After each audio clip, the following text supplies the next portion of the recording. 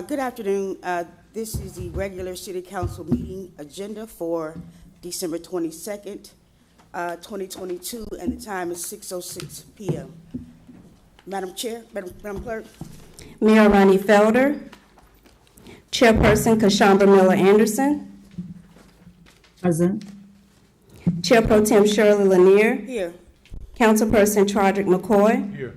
Councilwoman Julia Botel, Here. Councilperson Douglas Lawson. Here. City Manager Jonathan Evans is out. In his place is Ms. Elizabeth McBride and Ms. Deirdre Jacobs. Here.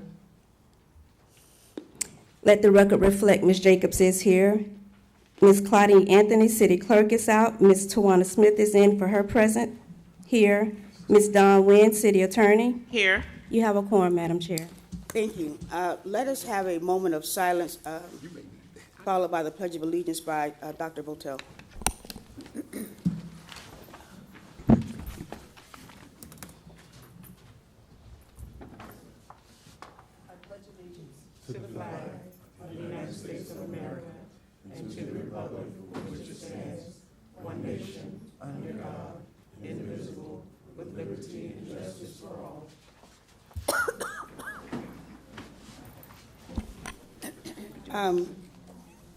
Going over the agenda for this evening, do we have any additions, deletions, or substitutions? Staff or from the council? Hearing none, are there any disclosures by the council in regards to any of the items listed? Hearing none, can I get a motion to adopt the agenda? Motion to adopt the agenda. Second. Second. Madam Clerk? Chairperson Kashamba Miller Anderson, Yes. Chair Pro Tem Shirley Lanier, Here. I'm sorry, yes. Councilperson McCoy, Yes. Councilperson Botel, Yes. Councilperson Lawson. Yes. That vote passes, Madam Chair. Thank you. We are at the item, or at the section of our consent agenda, and all matters listed under this item are considered to be routine, and action will be taken by one motion. There will be no separate discussion of these items unless a councilperson so requests, in which event the item will be removed from the general order of business and considered in its normal sequence on the agenda. Go ahead. Motion to approve the consent agenda. Second. I would like to pull item 3E. Okay. 3D. E as in echo. Okay, 3E. Very good. Any other items in regards to the agenda? Hearing none, a motion to approve the agenda with 3E removed. Chairperson Kashamba Miller Anderson, Yes. Chair Pro Tem Shirley Lanier, Yes. Councilperson McCoy, Yes. Councilperson Botel, Yes. Councilperson Lawson. Yes. That vote passes, Madam Chair. Thank you. So we will go into item 3E. Madam Clerk? Resolution number 146-22, a resolution of the City Council of the City of Riviera Beach, Palm Beach County, Florida, approving a contract from Consulting and Professional Services for Investment Manager with PFM Asset Management, LLC, and authorizing the mayor and city clerk to execute said contract and providing for an effective date. Madam Chair, we don't have any public comments on this item. Motion to approve resolution number 146-22. Second. Mr. Sherman?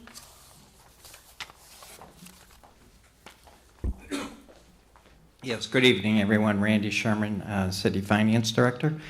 This is a resolution to approve a contract with PFM Asset Management, a subsidiary of U.S. Bancorp Asset Management, Inc. Our investment policy requires that we have an investment manager to assist the city in investing its funds. This contract is for 3 years plus 2 additional years, and the costs are determined based on the actual amount of funds that they actually invest on our behalf. The cost proposal is a basis point percentage based on the amount of funds that they are handling. And I can take any questions that you may have. Any questions? Madam Chair. Yes, go ahead, sir. Thank you, Randy. Mr. Sherman. Yes. So this is for our investment management company, right? Correct. They assist us with making our investments. How many respondents did we have? 4. Okay.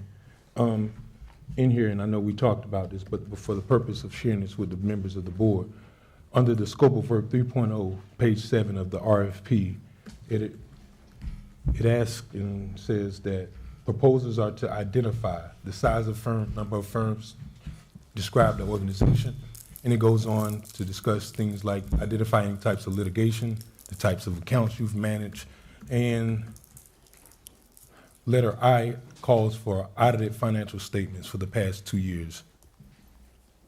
Would you know if they submitted those audited financial statements for the past 2 years? They submitted consolidated financial statements for U.S. Bancorp for the last 2 years. For the last 2 years? 2 years. Okay, thank you. So I got another follow-up question because I have here a copy of the submittal, and the submittal clearly shows that the audited financial statements that they provided when this was closed was fiscal year 2021. So you're saying that there was 2 years? Yeah, the report that they provided had 2 years of audit, so it had a comparative audit. So was it 2 years or was it 2021 that referenced a previous year? No, it's similar, very similar to when we release our annual report. So when we release 2022, you're going to see 2022's audited figures and you'll see 2021's audited figures, All in one document? all in one document. But wouldn't that heading of that document represent both fiscal years if that was the case? It states that both years are audited. If the numbers aren't audited, it would have to say so. So specifically regarding PFM, PFM was just acquired by another company, correct? The old PFM asset So I management want that to you know. ask straight, direct questions. Well, right, they were acquired by U.S. Bancorp Okay, and when was in that? 2021. What month?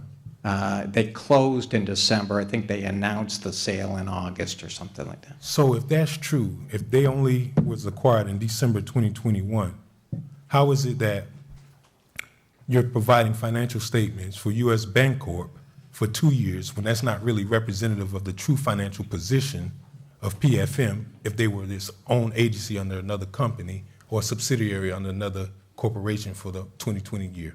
But you're asking for financial statements so you know that they have the company that you're contracting with has the financial wherewithal to, perform the contract. I mean, I understand your interpretation, but my question is very simple. But U.S. Bancorp provided 2 years of their financials. That's who you are entering into this agreement with. Okay, and here's the problem with that. So since you mentioned that, nothing in the submittal that was proffered by PFM even mentions Oh, it does. U.S. Bank. It does. Page 3. But they're not, Page 3 of the submittal and page 3 of the cost proposal. PFM Asset Management is an investment advisor registered with the U.S. Securities and Exchange Commission and a subsidiary of U.S. Bancorp Asset Management, Inc. okay. So do you have where it speaks to this period covers? It should be on one of the first few pages of the financial statements. See, they didn't have 2021. Remember That's this? my point, Mr. No, Chairman. no, no. You know where I'm going, though. But they can't provide an audited financial statement that they don't have. So they gave you their last 2 years, 2020 and 2019. So 2020's financial statement wouldn't represent activities done by PFM, would it not? But that's not what you're looking for. You're looking Wait, for wait. them to be able to have financial Randy- capacity going forward. Mr. Sherman, What happened prior, it does matter. it shows their financial capacity Exactly my point. to go forward. So, Mr. Sherman, if I want to know if PFM was losing market share or bleeding cash or something like that, I cannot determine what happened in 2020 based on this because they never provided a PFM annual financial statement. And hold on, and I'll let you give me, your reply. But the other thing about this is PFM is just a small, very small percentage of the overall global portfolio of U.S. Bancorp. Would you agree? Yeah, probably. So how is the financial backing of U.S. Bank going to represent to me the performance of PFMs in the 2020 fiscal year if they weren't even a part of them then?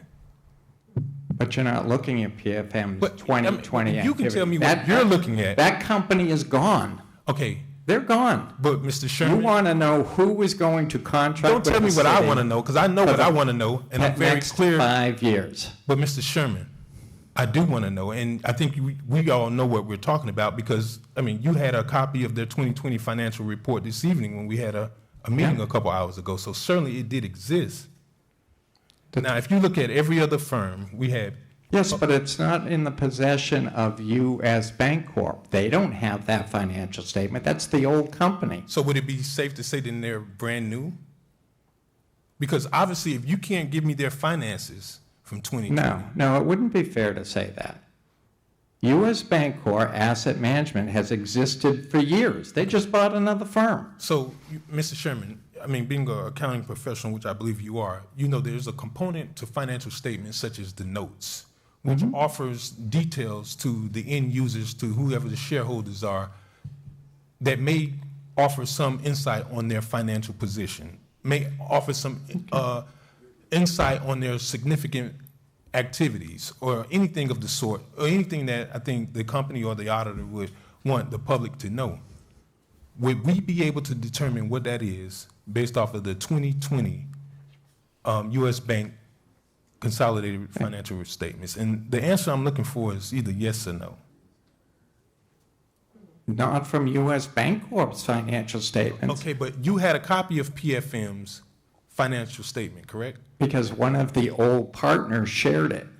Okay, but why wouldn't they But share U.S. that? Bancorp wouldn't have that. Right, but if we're going to hire a security company, let's just say we want to hire ABC Company to do security service for the city of Riviera Beach, and they say they have 5 years' experience.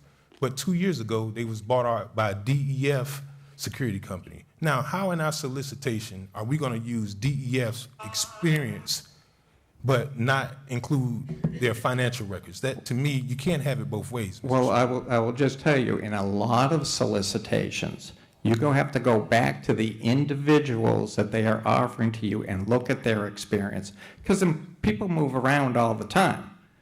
So when you say, yeah, I may only have been with this firm for 2 years, but I've got 25 years experience with another firm, that comes into consideration, absolutely. Okay.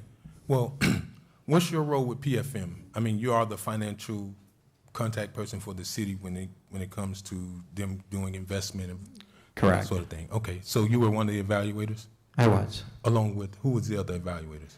Oh, we had Nydia Reynolds, Tess Bell, and Steve the Schultz. risk manager, the assistant finance director, and I can't recall who the fourth person. Steve Shields, No, the risk manager. Tess Bell. Test Bell, yes. So Treasurer. were you number one? What number evaluator were you? I can- And Mr., can we have procurement? I Because probably like, was. this serves no purpose when you have evaluator number 1, 2, 3, and 4.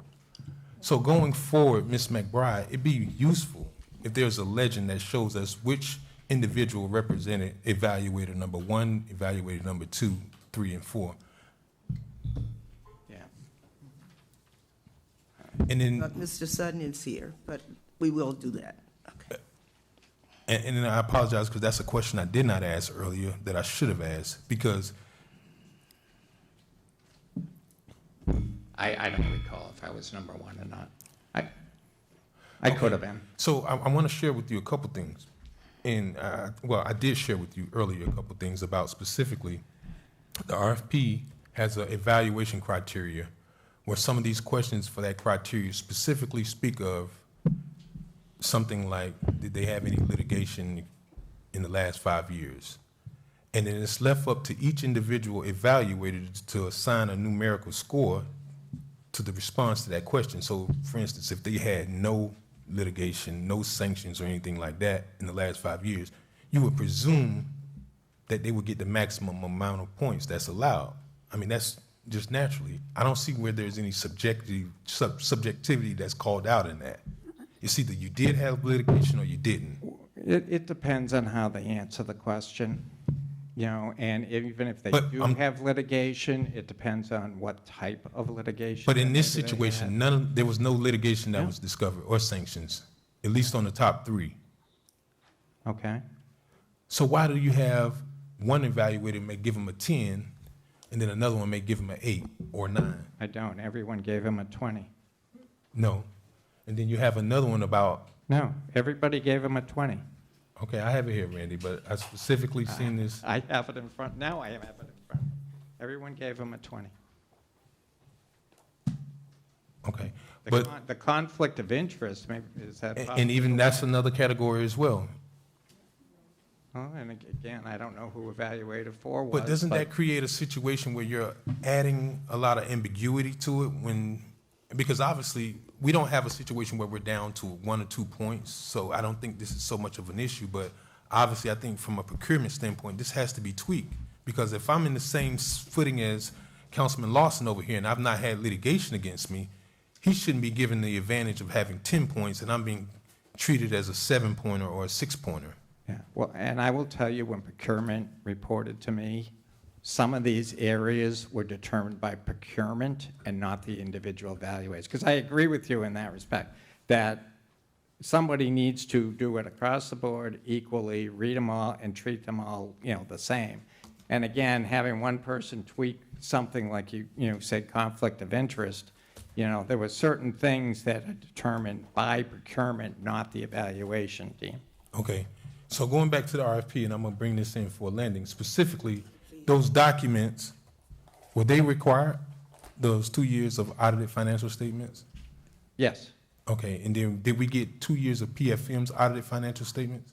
you got 2 years of the proposers, which is U.S. Bancorp. Not, so, You got consolidated statements from U.S. Bancorp, who they are the proposer. right, but It's just one of their, I've already established Affiliates. that 2020 doesn't represent the activities of PFM. The 2020 report doesn't represent those activities. Am I right or wrong? it doesn't, but that's not what we're looking for. Wait, what, who's looking for? Because you can speak for yourself, but. I am, okay. That is not what I would look for. I am looking for someone who I know will have the financial capacity to produce the next 5 years. That's what I'm looking for. So the financial statements of the firm that they purchased really doesn't mean anything to me. Well, if they were becoming insolvent, if they were moving towards bankruptcy, it would mean a whole lot. But me as Trodrick McCoy in my official role as a council person, want to decide whether or not I want this company, PFM, who is a subsidiary of U.S. Bank, to take on the investment services for the city. If they're on their way to bankruptcy, don't you think McCoy would want to know that before they were acquired by a big company? In fact, I think anybody would want to know that. But that's my reason for wanting to see it. I mean, obviously, that's certainly not what you're representing, but I mean, it is from a legitimate standpoint. When I go back and I look, I see the 2021 audited financial statements, and what you're saying is only they reference 2020. They don't actually provide the 2020 audited financial statements report, Mr. Sherman.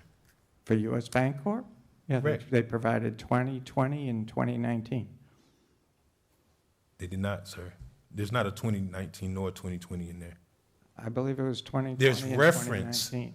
There's reference. No. They're side by sides, but they're contained in the 2021 report.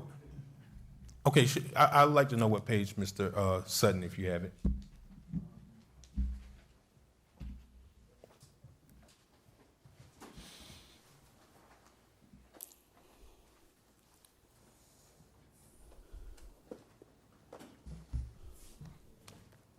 Just looking for the date. Okay, so on February 22nd, 2022, they released their 2021 report, which contained the audited information. Maybe, hang on.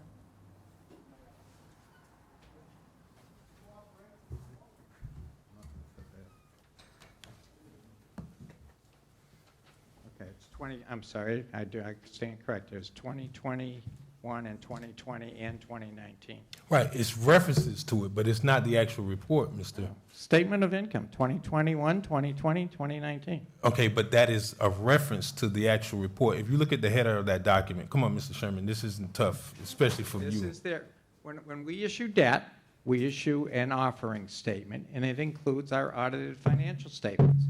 Doesn't look like our audited financial statements as we So you publish understand it. my point? It doesn't look like it. No, well, but that's what it is. Here's the report of the independent auditor. This is their. For what audited year, statement. Mr.? This is. Okay, so does the notes in here speak to any activities in 2020? It does not, does it? 2021, 2020, and 2019. Right, so you're showing, so if you want to be technical with it, you're showing me the financial statements, and it has the 2022 column, we have the 2021 column, the 2022 column, the 2020 column, and the 2019 column.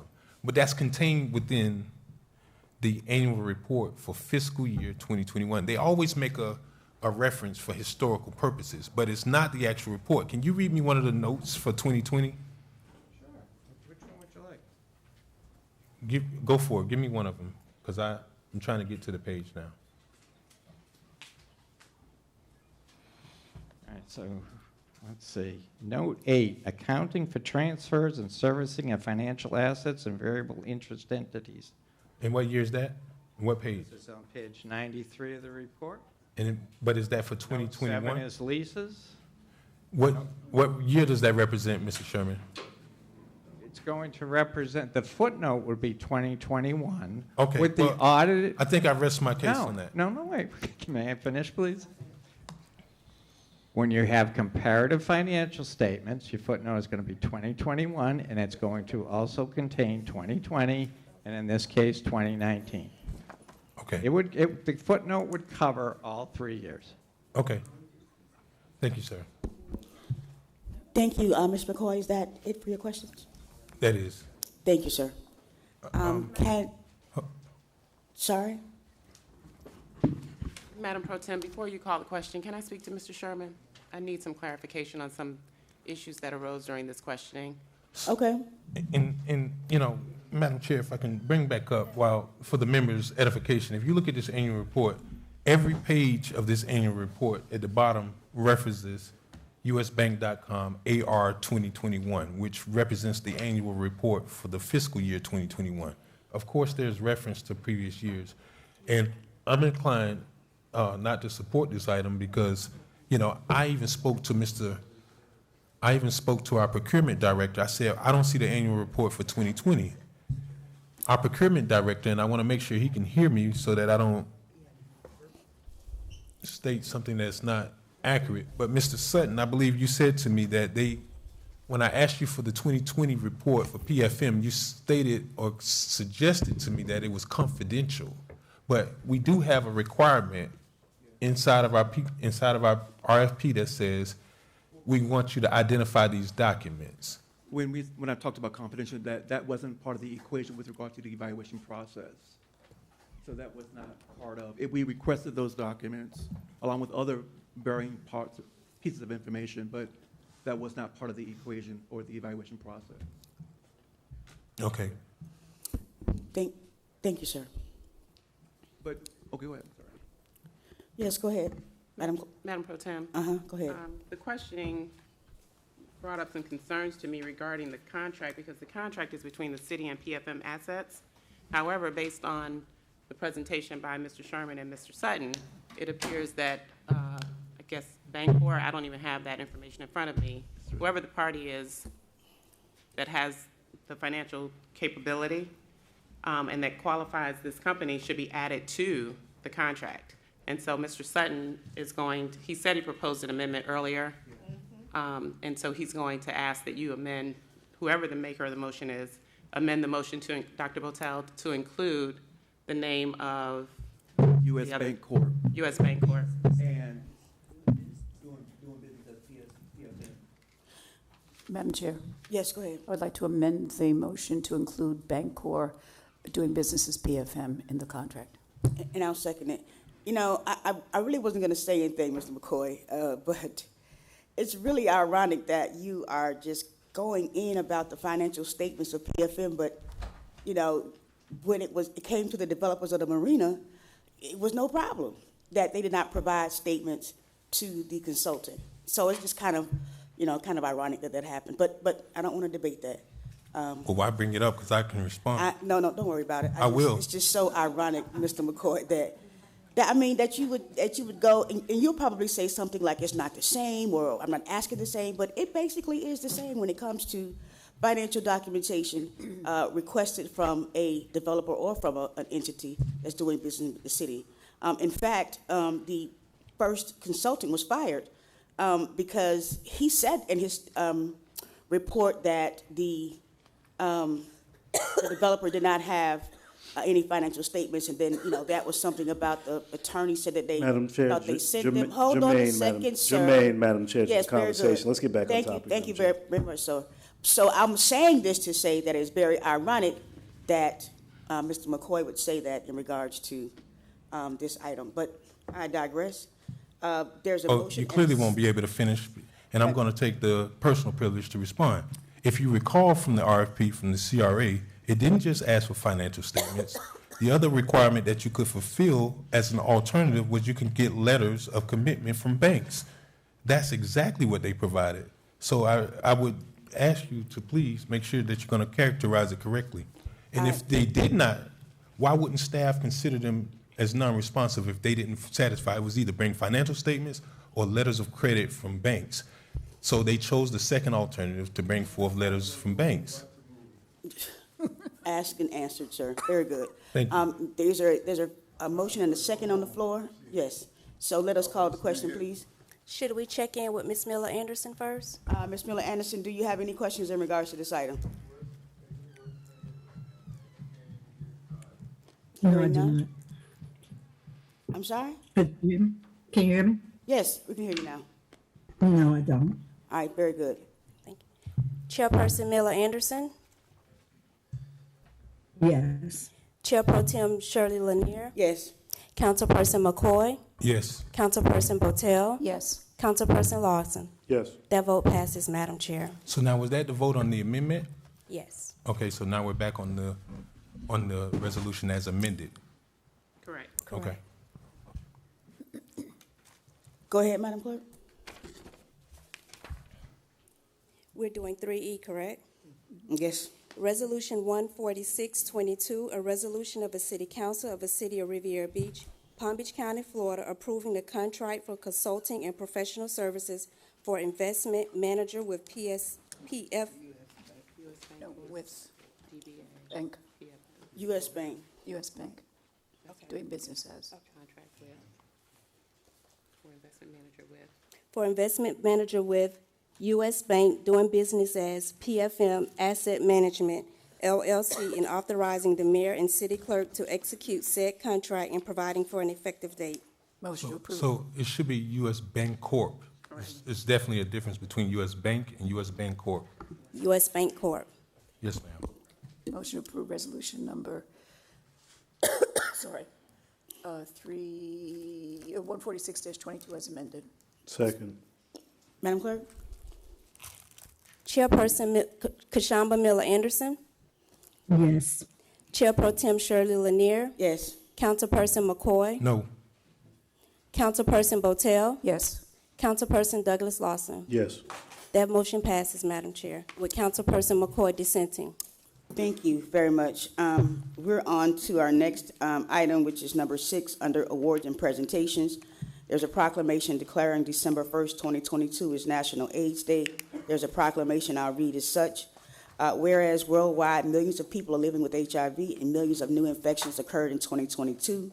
And worldwide, many people infected don't know their status, and many people with HIV are currently assessing life-saving antiretroviral therapy.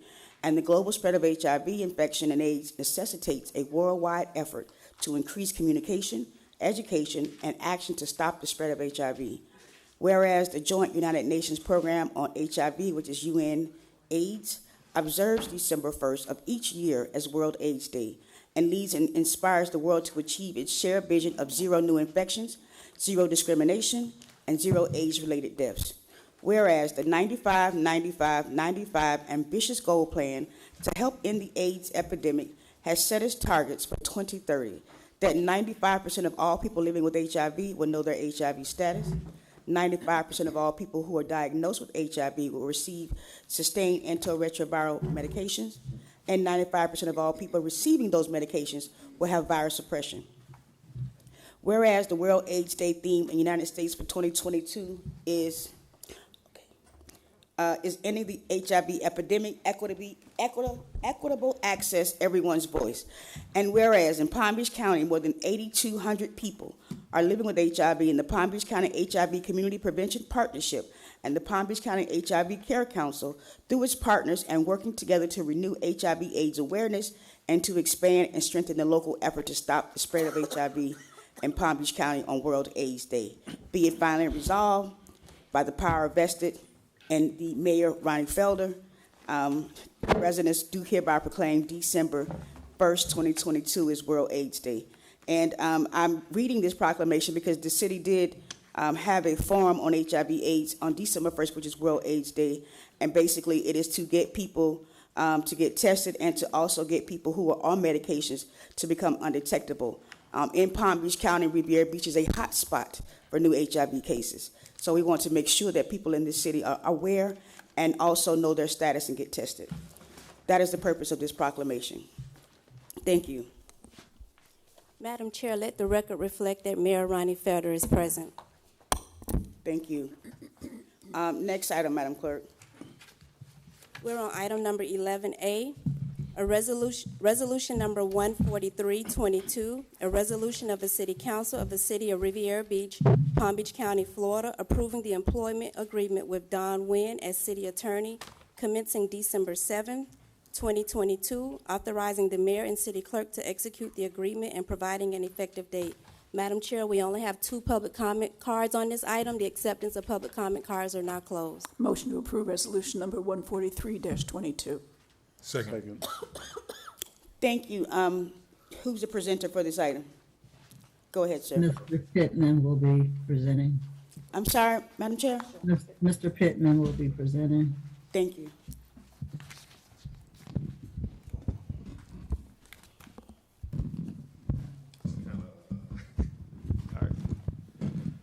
Good evening, everybody. Madam Chair, Mr. Mayor, Council. Thank you all for the opportunity to be here today, and happy holidays to everybody. We're almost there. Thank you for the opportunity to present the employment contract. Obviously, got a chance to talk to each one of you about the contract and where we are with it, but definitely wanted to get it before you tonight and ask for your indulgence and sort of going through some of the more pertinent sections. Go ahead.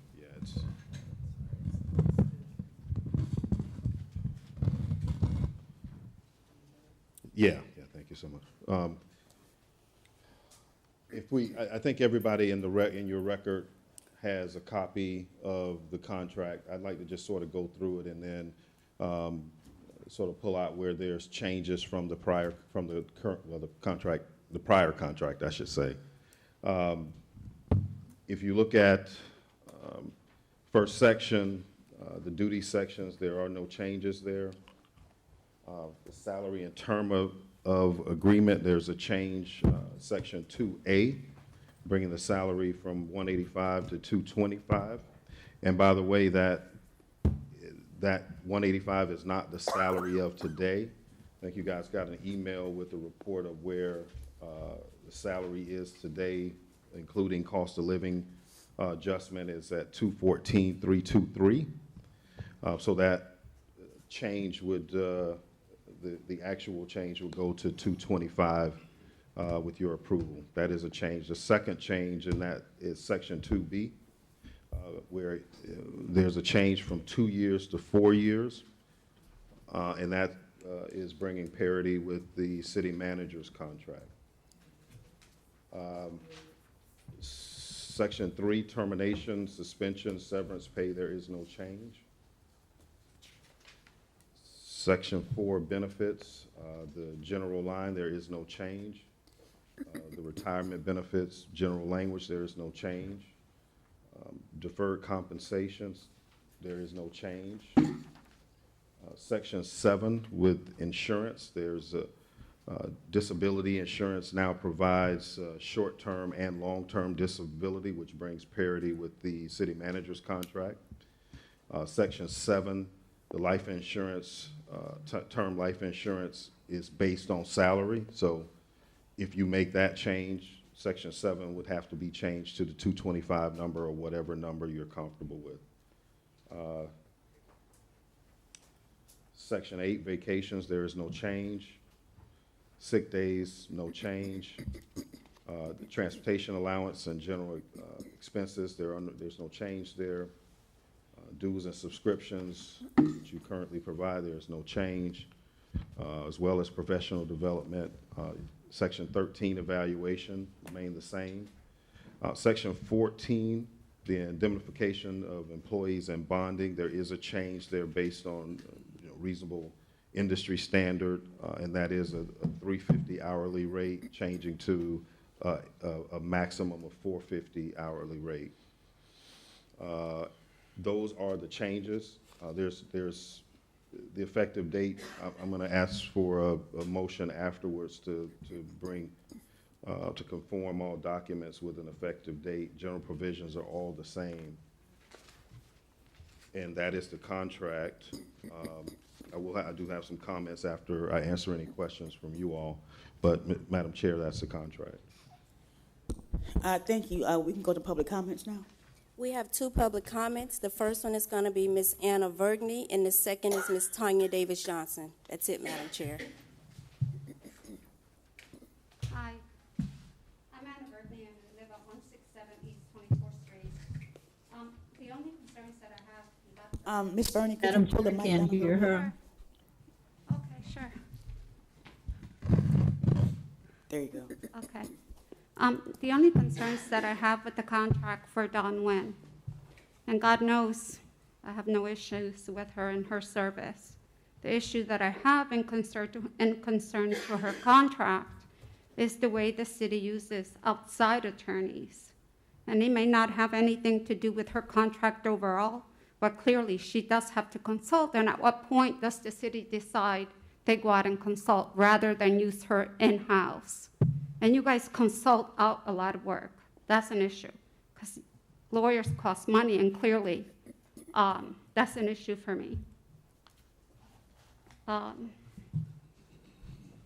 The second concern that I have, and I've had this problem with this city for a while, and Dawn Nguyen is an important person for our city. Her contract is about 7 pages. I don't know how you guys put together a contract for such an important person in 7 pages. And take that contract and take it and you put it against the city manager's contract, which has nothing to do with the city attorney. And you guys did that vice versa with the city manager. That's the problem. Thank you for your comments, ma'am.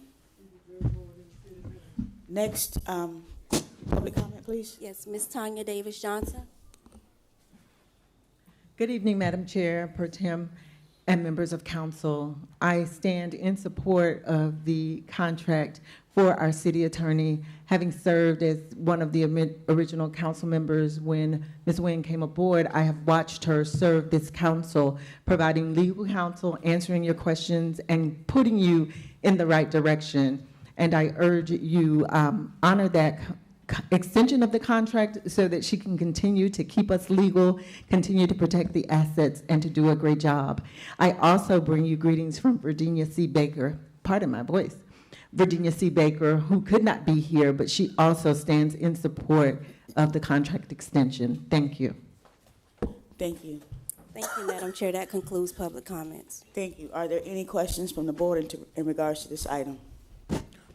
Yes. Yes, go ahead, sir. Do we have either Ms. Nguyen or Mr. Sherman? I'm just curious, the sick and vacation, does it accrue, and does any of it have to be used by a certain time? Do you lose that amount? No, it does. It doesn't have a use or lose provision. It does not? No. So you're just accumulating and you can decide, does it carry a cash value? Are you maxed out when you can leave? It carries cash value, and there is no maxing out. Are you a part of a collective bargaining unit? I am not. Okay. But your contract calls that you get cost of living that is afforded to the general employees, be it collective bargaining or what have you, correct? Cost of living I adjustment. can address it, or Mr. Pittman can. It calls for either a cost of living that is granted to general employees or an increase as determined by the council. Okay. So, but collective well, Mr. Sherman, and I don't know if you know this, Ms. Nguyen, that's why I'm asking for finance, but That's fine. does this provision apply to all employees, or is that just administration that doesn't lose out on the sick and vacation? It applies to the two contract employees that you have, which would be your city manager and your city attorney. Okay, so for instance, police, I know we're having a discussion with them right now. The provisions that's in their collective bargaining, do they have the provision that they can accumulate vacation and sick and vacation? They do, and you can roll over, and we do it at the end of the calendar year, you can roll over up to 2 times your annual accrual. So if your annual accrual is 3 weeks, come December, you can roll forward 6 weeks. But that doesn't apply to... Does not apply to the 2 contracts. Okay, well, okay. All right, I just wanted to make sure because I know certainly there's a issue with the collective bargaining unions, and I wanted to find out if there was any resemblance in how that works. That's it for me. Thank you. Any other questions in regard to this item? I do have one issue with the contract, and it's that there is no mention of, and we have not received an evaluation for Ms. Nguyen. Usually when we have contracts of this magnitude, there are consistent evaluations that are done, that the council has done, and, you know, we are renewing a contract, and we don't have any consistent evaluation methodology for her. That's one of the issues that I have with this. Go ahead. The contract does call for at least an annual evaluation that is written. So I don't know if the manager here or someone can speak to that, but you can the contract calls for you to be able to evaluate at any point that you would like, with the minimum requirement that there's an annual written evaluation. Madam Chair, Yes, go ahead. I believe I did an evaluation of Ms. Nguyen. I haven't seen it. Yes, Madam Chair. I'm sorry. Yes, I I'll let remember you all go. receiving an evaluation, but my point is that, you know, when you look at the person's personnel file, then you see evaluations in the file from every year. There is none. There may be 1 or 2 that some of the council members done, but there is no consistency in terms of annual contracts or Madam Chair. evaluation methodology. We need to make Madam Chair. sure, hold on a second, we need to make sure that, just as our city manager is, our city attorney is evaluated every year. It comes before the board every year the same way that the city manager's contract does, so that we can make sure that if we are going to do anything with this contract, that we have enough information to be able to do that. Madam Chair? Well, I don't know if you all recall, there was, I don't know, it may have been last year or the year before, Ms. Nguyen did give those to us. I know there were several of us that had not submitted ours to her, but I think that would be incumbent upon us to make sure that when we receive it, that we do turn it in and then get it put on the agenda like we do Mr. Evans. That's the only difference. But she, you know, she did provide those to us. I know there was some difficulties in getting everybody to complete it, but I think that's just something we need to make sure that when it comes to our annual, you know, around the time when every year around this time, we could make sure that she submits the evaluations to us, and then we complete them and then have them put on the agenda so that it matches how we do Mr. Evans. Okay, And Madam Chair, I would Yes, go ahead. add, you know, it mentions in the contract that it's not just a contract, but the city charter requires for an annual evaluation. And that's the reason that I mentioned it, not because of the charter, but because if you were to look at the contract and then you say, well, let me look at the past evaluations, I have nothing to look at. That's it. Any other questions in regards to this item? Comment. Yes, sir. I appreciate that, Chairperson, but the evaluation shouldn't just be for them. I think I shared with Mr. Lewis Johnson today, we need to do that for any of our contracts that calls for some sort of oversight, because too often we're having contract employees that it may have gotten omitted. And I think we had a really rough one, right? You know, we dealt with the pandemic, then we had the computer issue. So one after another, I think there's probably enough blame to go around. But as an organization, one of the things that we didn't do and don't do is monitor our contractors. Obviously, when we came on, there was this huge issue with closed construction, and it was regarding a contract they were doing. So I think it shouldn't just be about them. We have other contracts that's out here that, and I think part of the reason why is, you know, we have to think about it. When we cut positions like a contract manager, these kind of things fall through the cracks. So it shouldn't just be about, because the charter mandates it, we eliminated the position that was in charge of actually, you know, making sure that we monitored our contracts. And I hope that we're going to hear today from administration why that's very important, because we had a significant incident at one of our facilities today that came at the peril of what I would say is some lack of oversight by a contractor. So certainly, if they choose to share with us publicly or, you know, in a private conversation, if we had more contract managers, we can be on top of these things when they come up. So, you know, it's not just a charter issue.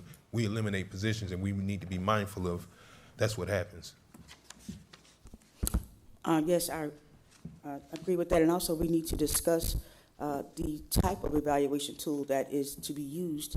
I think that it is something that, because the role of an attorney is very specific, it's certified basically in terms of having a bar card, that needs to be designed by a lawyer or somebody in that field, legal field, because the contracts or the evaluation methods that we have don't speak to anything in terms of just particular legal issues or legal subjects. Madam Chair? Yes, go I have ahead, a sir. question. So, because I know I received the evaluation from Attorney Nguyen, what happens when, as a council, they're sent in, we don't fill them out, and there is no evaluation? Is that on? That's on us. That's on us. Okay, so we just need to do a better job in making sure. Yes. All right, thank you. And Madam Chair, Yes. Ms. Nguyen, is that in there? Because I know Mr. Evans has a time certain that his has to be done. Do you have that in your? I don't believe so. So can we modify, or is the board willing to modify that so we can do it at the annual date? So if we're gonna start this retroactive December 7th, we should have an evaluation done by December 7th, 2023? And have our submittals, what do you need, 45 days, 60 days in? 45 would be sufficient. Well, it's really up to you all, because you have to do them. Right, but- HR would be responsible for getting it to you, once you approve the methodology. And then, so that time frame is totally up to you all. Okay. Madam Chair, Yes, go ahead. it feels like I just did this recently. Am I just losing track of time? I recall doing it. So do you know when we did it last? Maybe 2 years ago. Was it really that long Yes. ago? I thought we did one within the last year. Maybe that was Mr. Evans. No, it was absolutely you. So, see, time flies when you're having fun. Yeah, we need to do something certainly for time certain, but we also need to have a conversation, city administration, Ms. McBride, with HR in regards to the methodology that's going to be used, or the evaluation criteria for the evaluation, because that needs to be specifically for legal.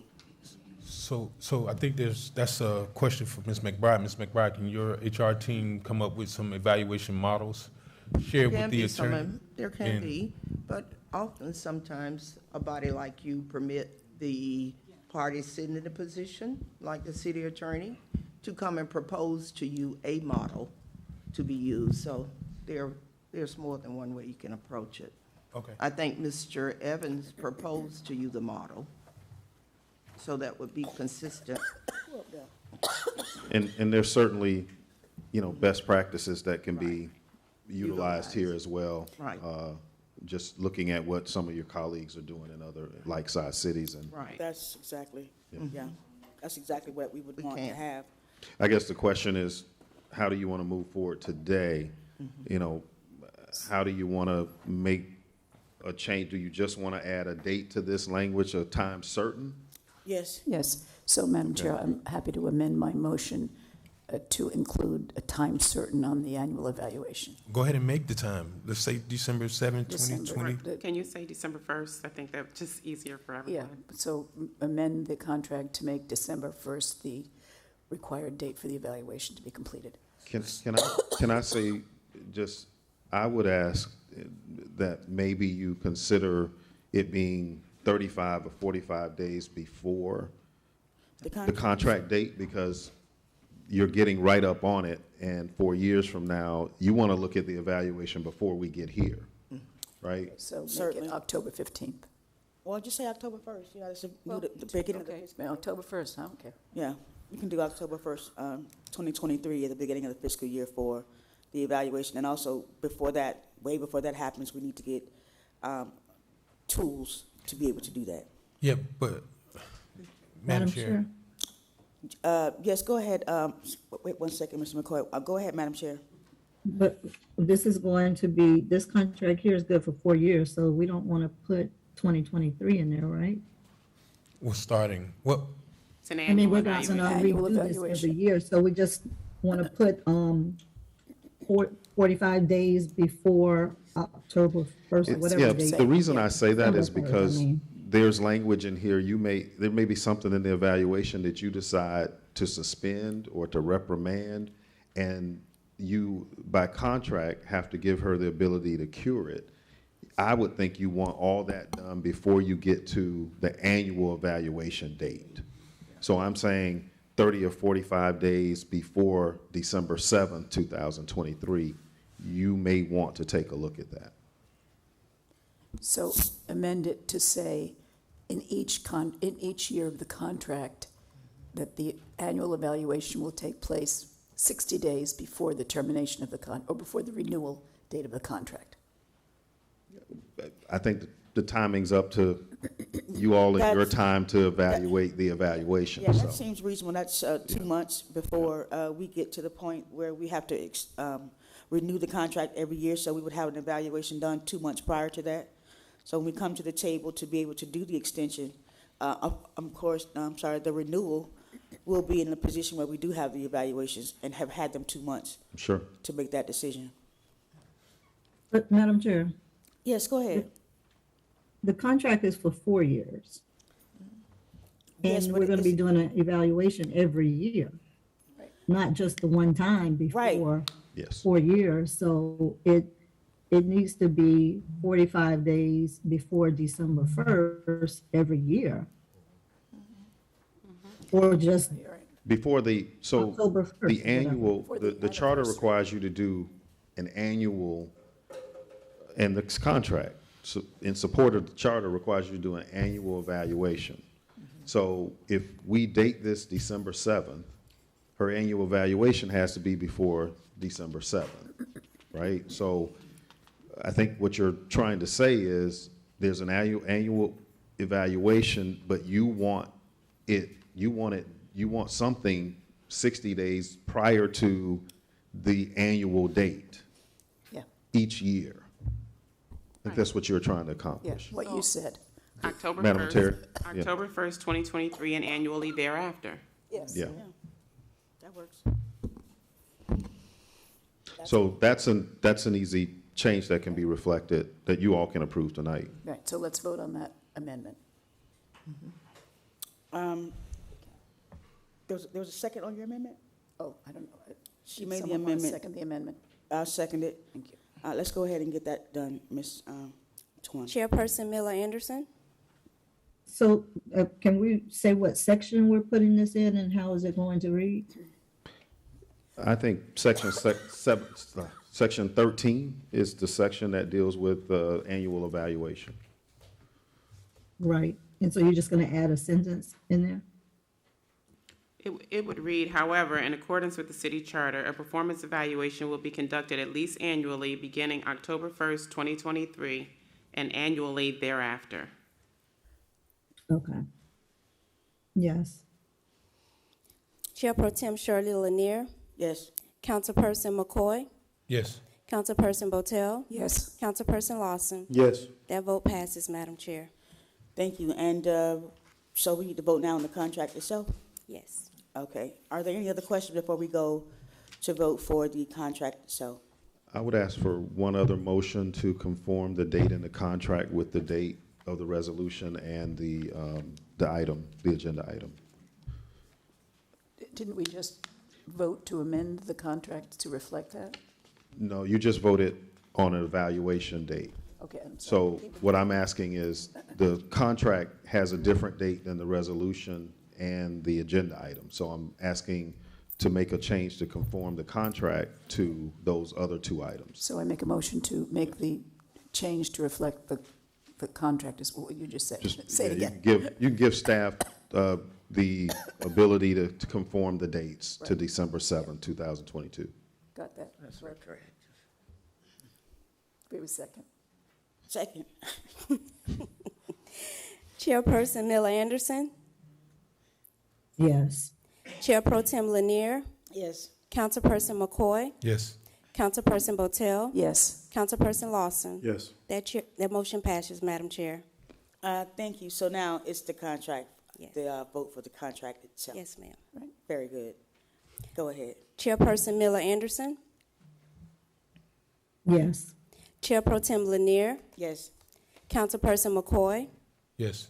Councilperson Botel? Yes. Councilperson Lawson? Yes. That motion passes, Madam Chair. Thank you. Thank you, Mr. Pittman, Madam for Chair, your... just one other request. Sure. Just for the record, I need to be able to sign legal sufficiency on the resolution as well. Right now, it has Attorney Wynn's name on it, and we can't do that. Very good. Okay? Yes. Thank you all very much. Thank you, sir. Thank you. Our next item, Madam Chair, for walking out. no.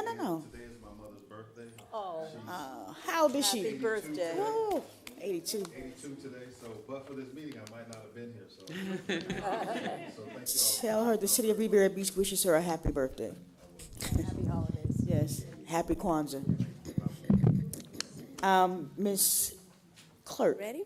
Yes. All right. Item 11B, Resolution Number 15822, a resolution of the City Council of the City of Riviera Beach, Palm Beach County, Florida, authorizing the approval of the city's Reclaim and Riviera Beach Renaissance Housing Program for affordable and workforce housing, including authorization of $500,000 in the funding for the program for fiscal year 2022 through 2023 budget, with authority for the city manager or his designee to approve individual projects with regular updates to council, including timelines, matrix, marketing, and partnerships. This process is necessary to be able to move concisely and quickly without undue delay, but maintaining complete transparency and providing an effective date. Madam Chair, we do have one public comment card on this item. The acceptance of public comment cards are now closed. Motion to approve resolution number 158-22. Second. Need a public comment. Is there a presenter for this item? I believe Ms. Jenkins is on Zoom. Okay. You want to go ahead and go, Ms. Jenkins?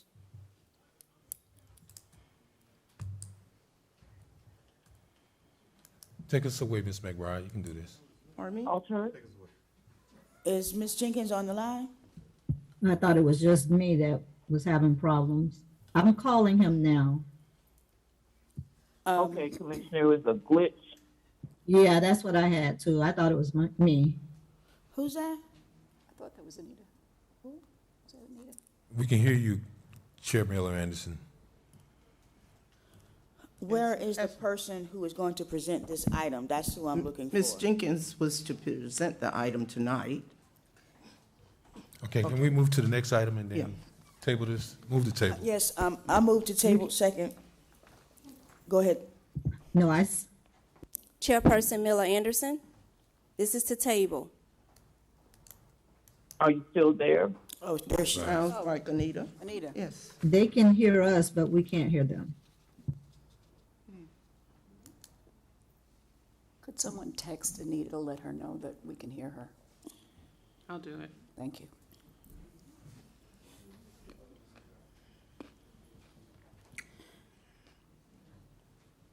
I think we should bring this back person. I think it should be in person. We need to move on. Do we have a motion to table this? Well, she's here. But we can't wait all day.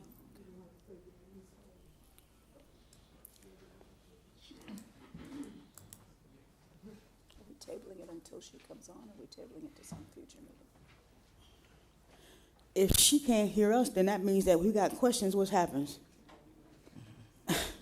No, I'm gonna second that motion with Mr. McCoy to table this item. Okay. All right. So, before we do that, Ms. McBride, do you prefer that we postpone this altogether? Well, tonight, the manager and I had spoken. We were interested in a motion that would allocate the funding, but we also thought there should be an interlocal agreement between the city and CRA, as we typically do, that would set out the responsibilities of the parties, provide for reporting, and create the business relationship that is typically done between governmental organizations, and bring the interlocal back. Is there anything that you can share with us about this Renaissance program that you're familiar with that can carry us through the allocation portion?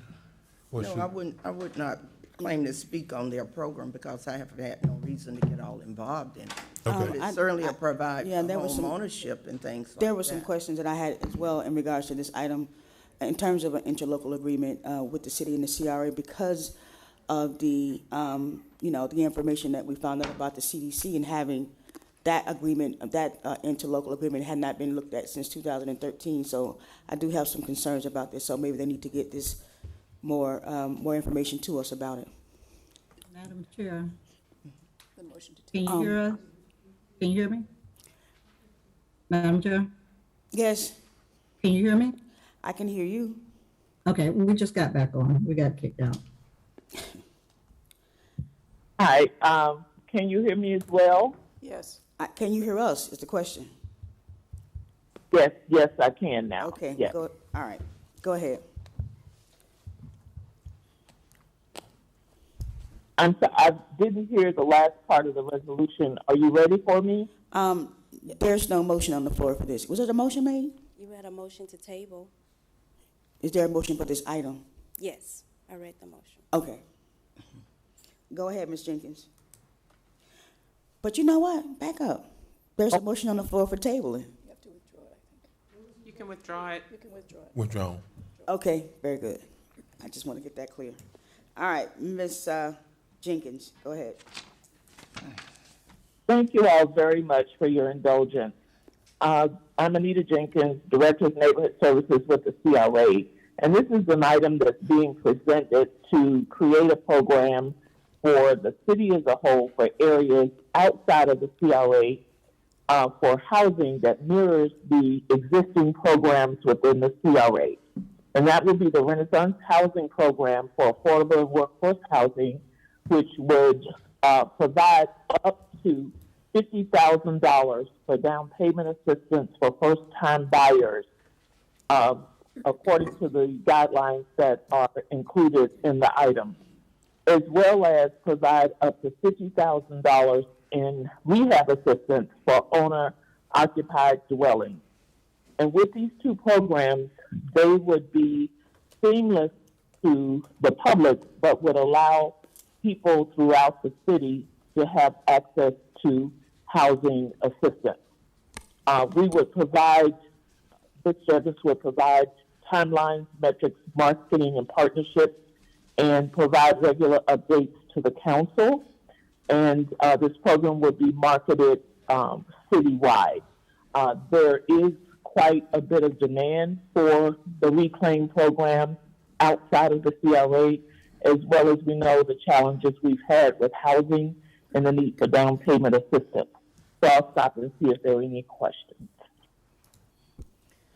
Are there any public comment cards for this? Yes, we do have one public comment card, and I'm gonna guess it's Cindy March. Okay, go ahead. Thank you, that's it. You know I'm all for this affordable housing.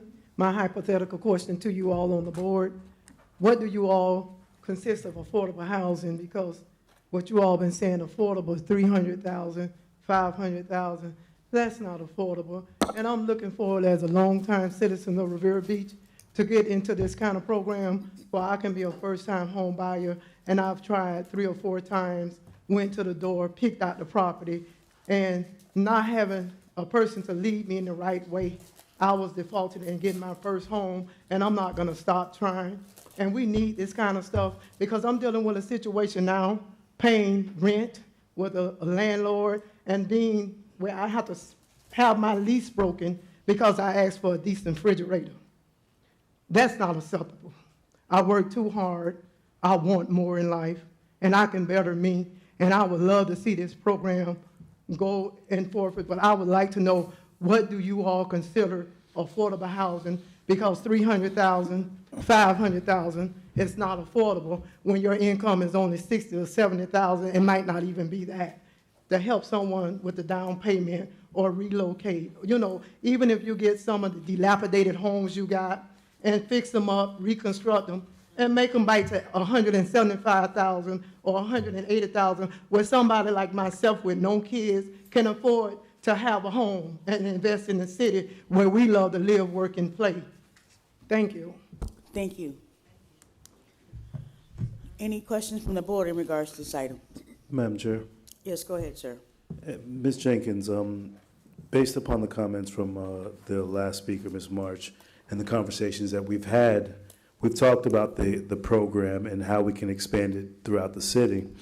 But she made a very valid point in regards to the increase in the values and cost of property and the $50,000 assessment that's going to be going, or the grant that's going to go to individuals, is not truly going to make the homes affordable. It'll be possibly within the workforce range, within that 80 to 120%. But affordable housing, and looking at the property that's coming available, how quickly will we get those properties on 11th Street, and will any of these funds be allocated to those properties? Ms. Jenkins? Thank you, Mr. Commissioner Lawson. There is an opportunity, and the program is designed to leverage dollars to add the City of Riviera Beach's down payment dollars to other programs. For instance, and I'll speak to Ms. March or citizens who are in a similar situation, the county will be opening their portal for applications for down payment assistance, albeit it's limited and it's competitive, but there are quite a few million on the table right now. That portal will open on December 28th and be open for a month. And it is, of course, first come, first serve, first ready. So ostensibly, we could leverage the county's dollars with the city's dollars and their miscellaneous other dollars to try to bring some of those homes into the affordable range. This program also would allow minimal rehab for someone to move in if a house needs some small repairs to make it appraised or make it decent and habitable. Your second question is about the 11th Street townhomes that are being developed within the CRA.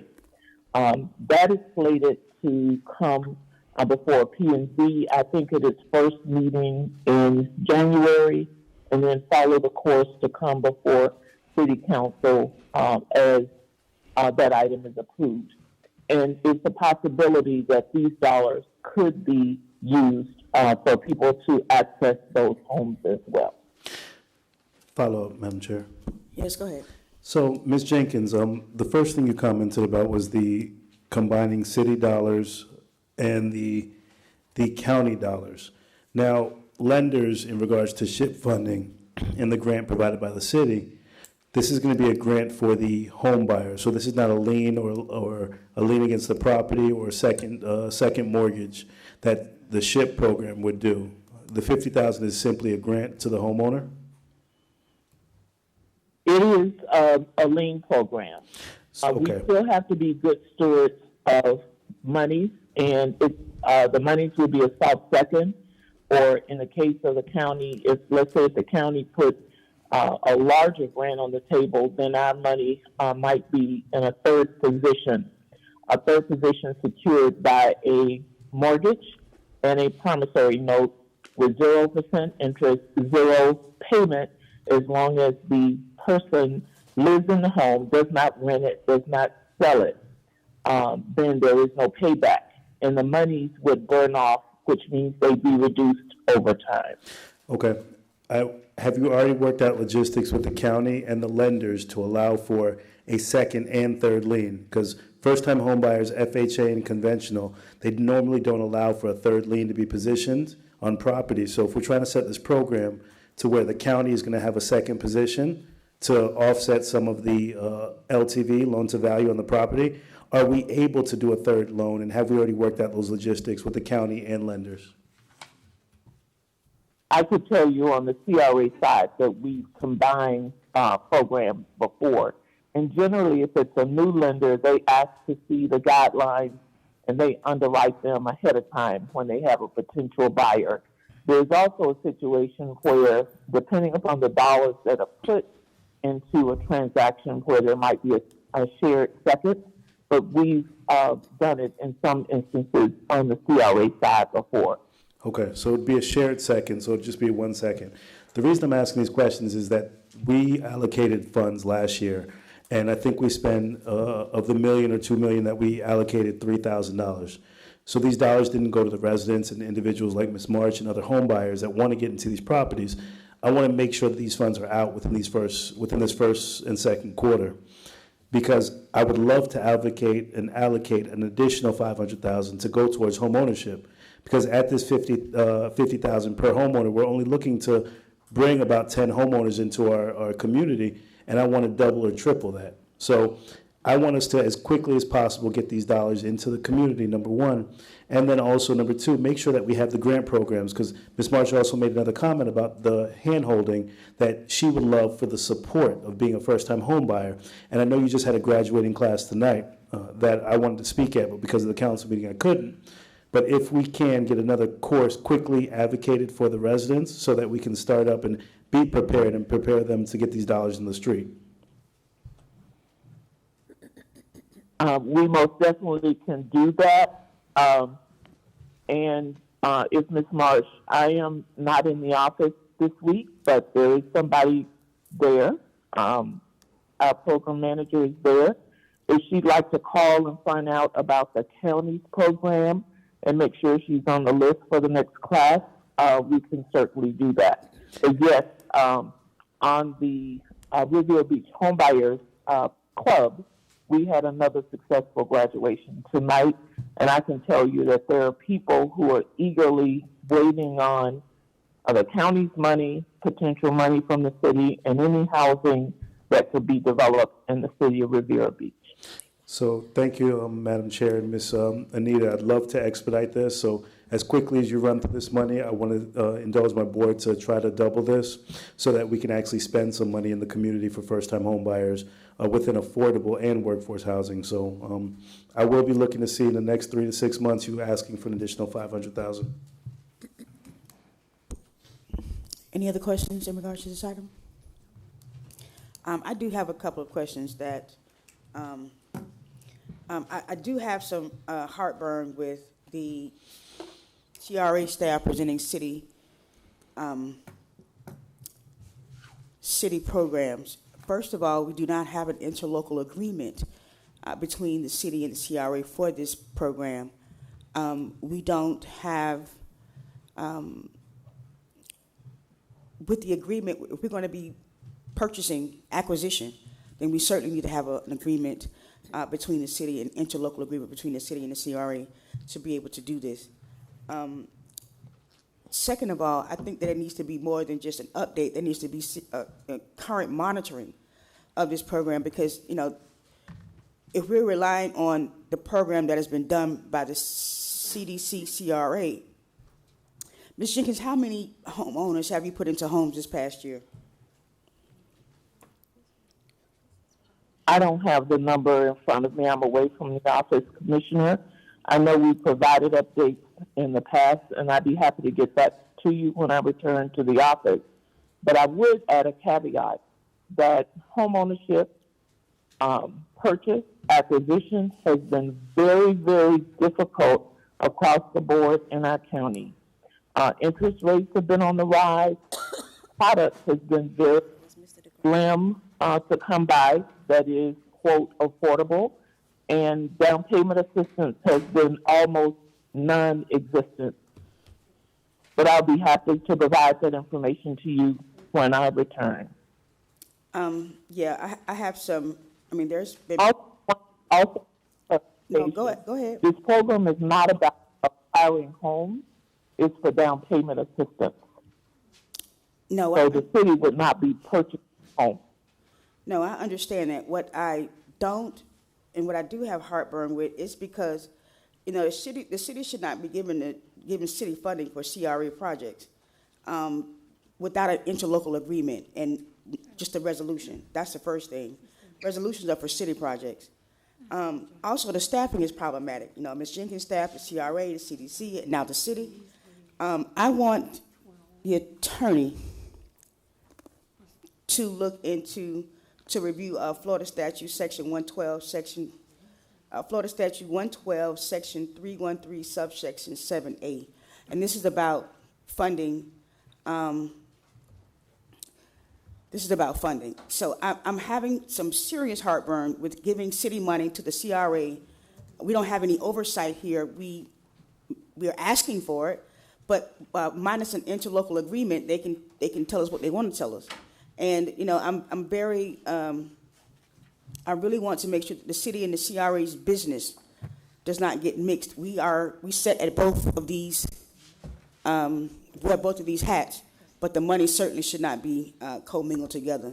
I do have a problem with this resolution because we don't need a resolution; we need an agreement, and I have to agree with the councilman in terms of additional funding. But I think this should be solely for the city and not kind of mingled up with the CRA minus an interlocal agreement. So I have some problems with this. Madam Chair.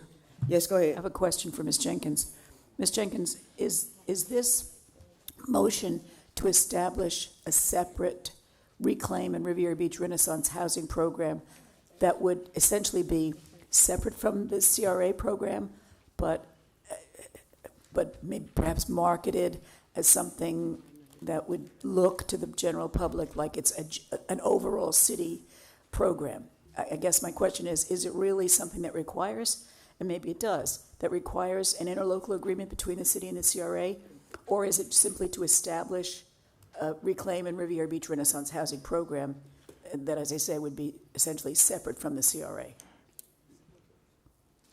You're exactly on point, Commissioner Councilperson Botel. It is a separate program that mirrors the CRA program. Okay. The city would not be transferring one dime to the CRA. Okay. The CRA staff would simply be processing the applications, and the city would make the disbursements. The city would hold the mortgages and the notes. Okay. And in terms of the authority, it would be the city manager to approve individual projects with updates to the council so that we would kind of have a pulse on what was happening. But, yes. But it's, thank you. Yes, ma'am. And those updates could be established on a schedule that you all desire. Thank you. Madam Chair? Yes, go ahead, sir. Thank you. Just follow up. Attorney Nguyen, is there a conflict with having the CRA process applications for the city and doing work outside of the CRA district? Ms. McBride and I were just discussing that, and she's going to address it.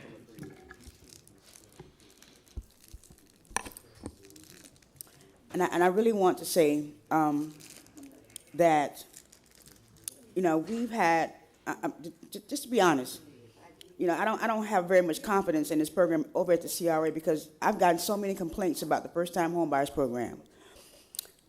A lot of complaints. People have come to this council and complained about the first-time homebuyers program. So it does not inspire a lot of confidence in me to have the CRA involved with this. And that's just my position. Any other questions from the board? I was waiting on my response, Madam Chair, for my question. Okay, go ahead, sir. Ms. McBride? The question was, is there a conflict of having the CRA staff manage the process of these applications? I would not answer that question, Mr. Austin, since I'm not your attorney. What I will say, though, is that normally with business between the city and the CRA? Well, as with well, the sorry, city? Ms. McBride, if you're not going to answer Okay. it, then I'll leave it for the attorney. Okay. We discussed this prior to our meeting starting, and Ms. McBride was of the opinion that we need an interlocal agreement because it would outline the responsibilities of the CRA as it relates to whatever they need to do, the process for handling these funds. And there is a responsibility on the part of the CRA, and I believe they're taking that responsibility to do that. So an interlocal agreement would be in order. So, Madam Chair, can I amend Look, my motion? if I could finish, Madam Chair. Yes, go ahead. Thank you. So I guess the concern is going to be with the operations of the funds. And I know that they want to get these dollars out into the street and already have a reclaim program in place. So I guess as my colleague was going to jump in and say that she wants to amend the motion, that was going to be the request, to have an amendment done to add an interlocal agreement to this, to allow for us to be able to keep moving forward with the reclaim program that we have in place, but still being compliant. And we could bring that interlocal back perhaps on a consent agenda to you? Absolutely. Thank you, Madam Chair. And also within a local, they'll be operating outside of the CRA, and then a local will grant the authority for it to occur. Madam Chair. Thank you, Madam Chair. So can we vote this evening to establish the Reclaim and Riviera Beach Renaissance Housing Program with the proviso that we have at subsequent date an interlocal agreement? So I'll amend my resolution, my motion to accept this resolution such that it will ultimately and perhaps and hopefully by the next meeting have an interlocal agreement in place that will outline the responsibilities of the CRA staff with regard to administering this program. Debate. Do we vote on the amendment? Okay. Is there a second for her amendment? Second. Yeah, I'm not going to vote in favor of this. First of all, it should be more money. Second of all, it should be strictly the city's business to do this because the CRA has its own business in terms of their district for housing, and the city needs to establish some type of housing here at the city, a housing program. The city had a housing program 20 years ago, and you see what happened with that. The housing program is gone, and now we have mostly investor properties in this city. So we need to look at, this should be a first step in us moving forward to have the city designated housing piece, because that's the issue here in the city. People can't afford the housing. The housing stock is owned by investors. 70% of this city is owned by investors, which means that there are only 30% of the people in this city that have that are actual homeowners here. So I'm not going to vote for this because I think it should be more money and it should be as a part of the city. Madam Chair. Yes, go ahead, sir. No man can serve two masters. And the problem you're describing is because we have an individual that is operating as the city manager and also as the CRA executive director. And it seems very convenient because the same person makes the decision on both, but we wouldn't be in this conundrum if this actually was a separate person. Now, arguably, we could certainly mirror the program, but if you have this CRA director who's the city manager directing CRA staff to do stuff for the city, I could foreseeably agree with you that statutorily you can't have CRA dollars or CRA resources being used outside of the CRA. I think if you keep a clear division, then there is, clearly we know that. I would agree with the interlocal agreement because in thinking about it, it's almost impossible for us as an organization to create another department at this point of this economic crisis. We're barely operating with a number of vacancies throughout, not to mention what it would take to build out a program. Obviously, I think we need more money. I wouldn't disagree, and our finance director is there, but I don't think we have additional dollars programmed out. Obviously, I know there are some provisions that we've had over the last few months regarding MEHOP, specifically so that we can keep a restricted fund solely for housing. But I think the problems that we're hearing here today is because we have one person that's serving in two roles. And if it was clearly defined in a distinction, obviously there would be some sort of separation of powers, if you will. But if one person, that's exactly how we got this deal here. And I don't disagree that we should have it. I'd be the first to tell you we should. But obviously, if there was someone else doing this, then obviously you wouldn't have one person making that same decision. So, I'm okay with the interlocal agreement. But that doesn't and should not stop us from what we're doing here today. We're set aside the monies that's already been budgeted for, and we're classifying it into a fund for the reclaim for the city of Riviera Beach. That's what I have. Madam Chair? Yes, go ahead, sir. Thank you, Madam Chair. And I agree with my colleague, and we're talking about irony and ironic earlier. It's the concern that you're addressing is that our CRA is going to manage city dollars to set up a housing program, but we have our CRA director as the CRA city manager. So it's ironic that the same person is going to do the same job regardless of where the money's coming from without having a separate director for each position. So if we're going to really create a housing program, number one, I would be in support of letting the CRA move forward because they have a program in place, because we cannot delay the process of trying to create home ownership while we wait on our city manager and CRA director to create a department, because he is one and the same. So if we're going to continue to overwhelm the city, who's currently already understaffed, with trying to create a housing program when the CRA has one established already, it seems like it's going to be backwards towards the progress of moving this city forward with home ownership that you are requesting. I think a better recommendation may be to allow for the staff of the city to go forward with creating a housing program while we're putting these dollars in the street to create some home ownership for our residents.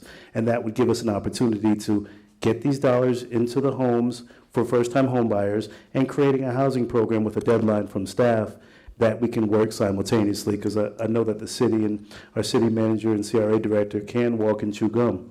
So if we decide to do it, I say we move forward with this, we get the dollars into the CRA with the program that's established, and we instruct staff to create a housing program on the city side. Thank you, Madam Chair. Thank you, sir. And, we're talking about a housing department. We don't have to, jump out there and get a whole department. We can have a housing division within our community developmental services department, but that's neither here nor there, because the fact of the matter is that we do need to get this funding for residents and anybody who wants to live in the city of Riviera Beach. And when you talk about 2 masters, I think Ms. Jenkins will be serving 3 masters, given that she's with the city, the CRA, and the CDC. Miller Edison, are you there? Excuse me? Yes. Mrs. Miller Anderson sent a message that she was kicked out again. I dialed back in, but it.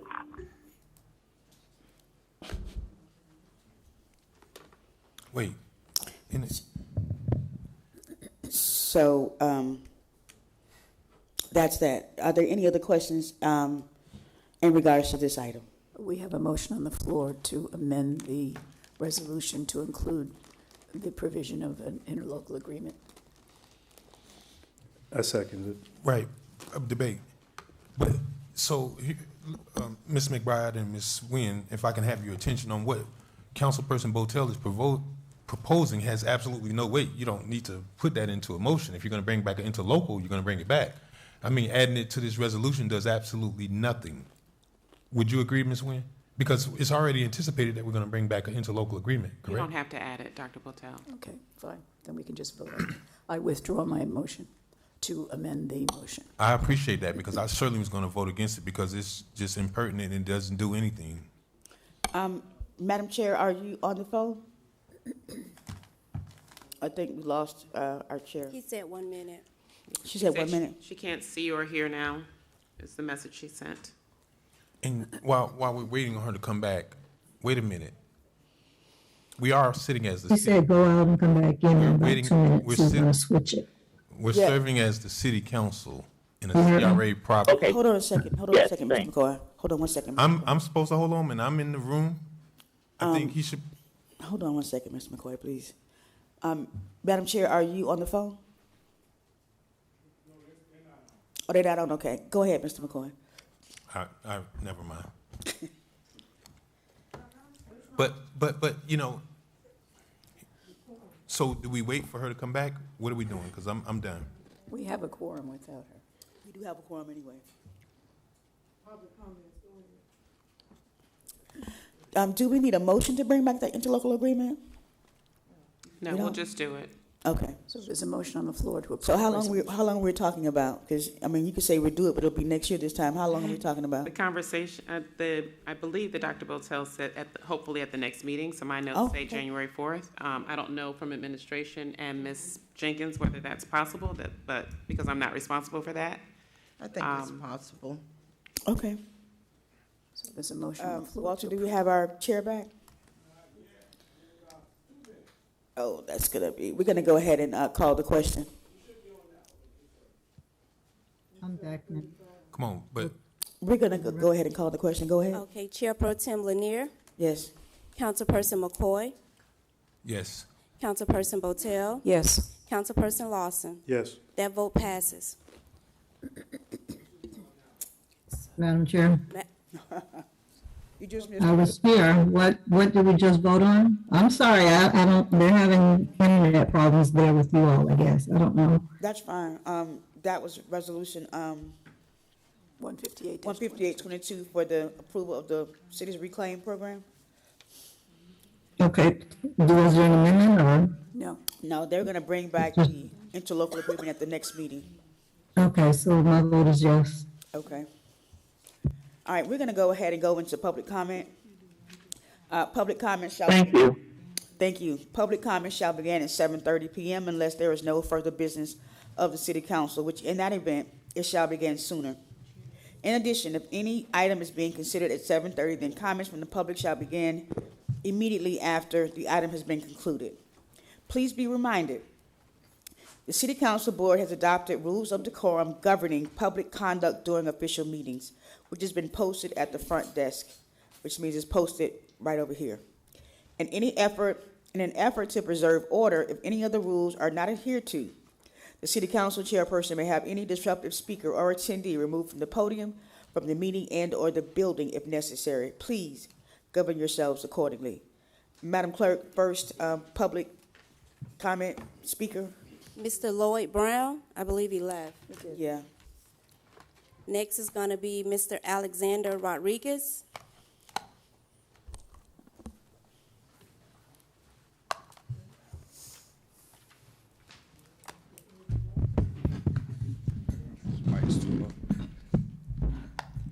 Good evening.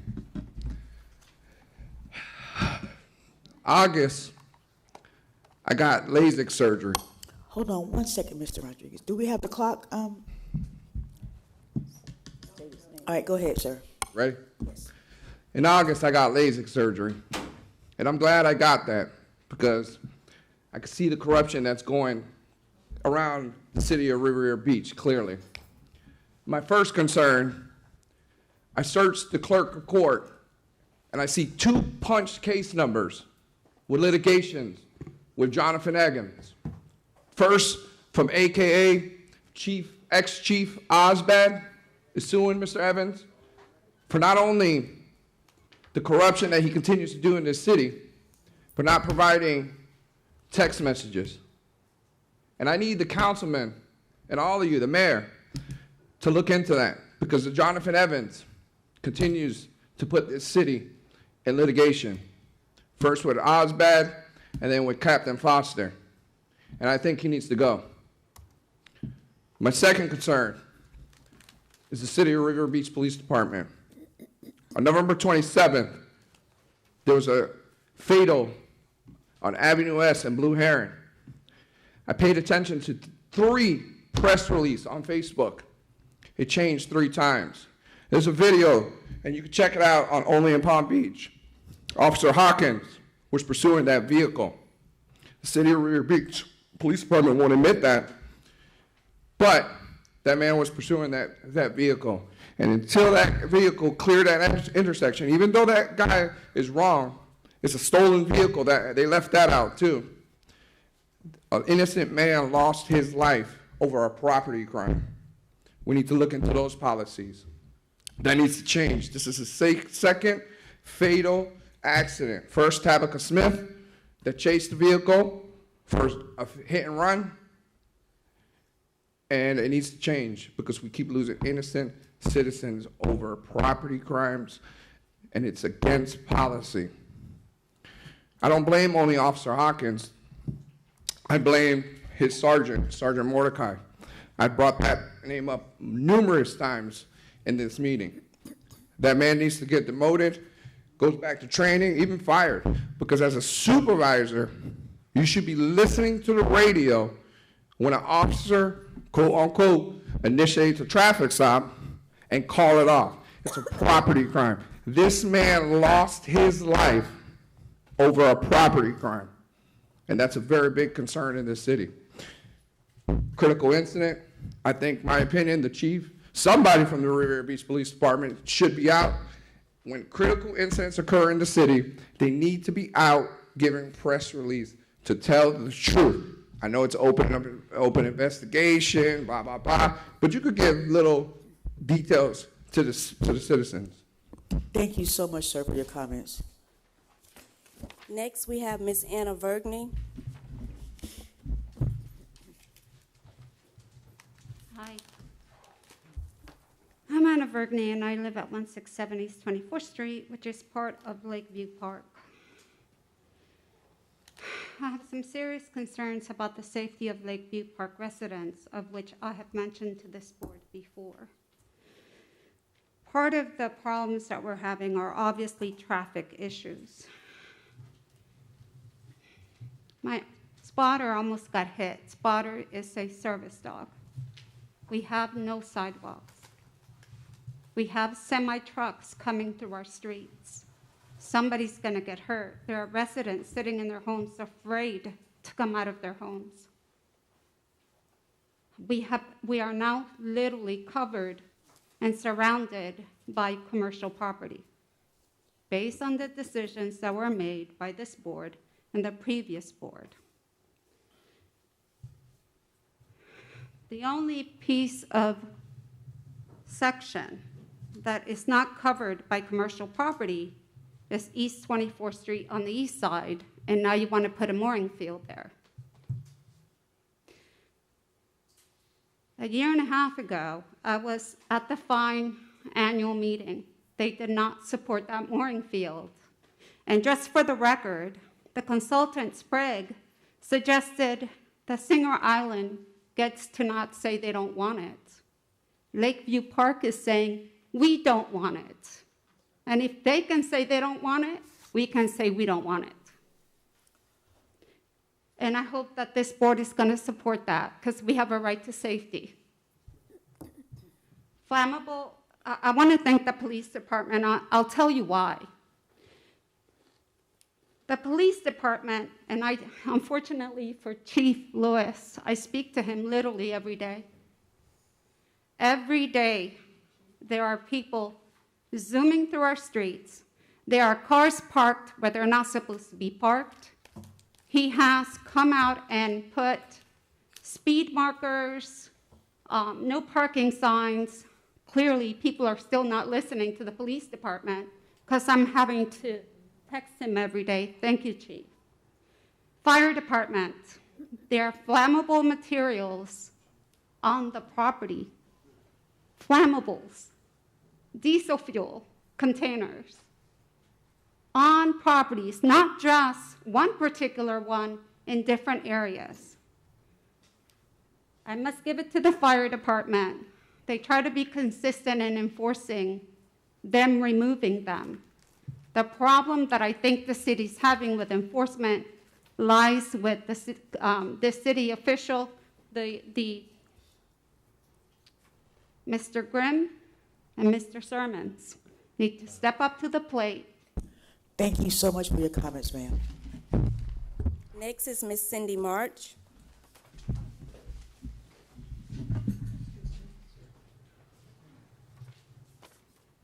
You know, I'm going to try not to be angry, but I'm full of anger. Let me tell you something. For great leadership, it's two words you should ask yourself. What if? What if it was one of you all that want to be a first-time home buyer or facing to have your lease saying that you have to be off my property by January 31st? Yes, I have 14 sisters and 6 brothers, and I'm the youngest. I've always taken care of Cindy. That's why I tell you all, you all have to start looking at the bigger picture. We better than free baskets.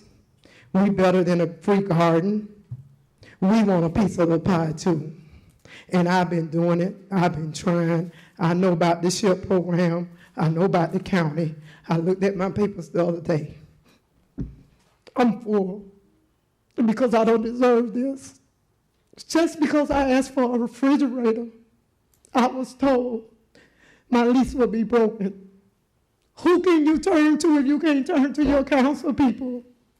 I'm not here to spread my personal business, but enough is enough. You all allow these big developers to come in here and put $300,000 and $400,000 on a duplex or a home, or y'all pick and choose who y'all let stay in a low-income home. I have worked 2 and 3 jobs ever since I was 16 years old, been working since I was 14 for this same city, the Summer Youth Employment Program. And Lanier, for you to say what you're not for, my heart hurts. I don't know about your heart burning, but you're not in my predicament right now. You know where you've been, but trust me, you don't know where you're going. While I'm trying to figure it out, my God already got it worked out. Because when your heart right and you do people right, nothing but good gonna come.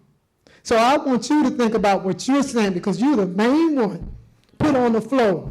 Well, let's just go ahead and make him the CRA director too. The man shouldn't even been back here, because he said if we had to listen to Trogic, that was a 3rd contract that was signed. He said after that second one, he would not go further, and he went further. And it was you, Botel, and Kashama Miller. So y'all was gonna do whatever it takes to bring this man back here. I don't have no problem with him being back here, but be for everybody. We can agree and we can disagree, but be fair. It's not how you show up for work, but it's how you do the job. Thank you for your comments, ma'am. Next is Miss Issy Stovall, Stovall. Good afternoon.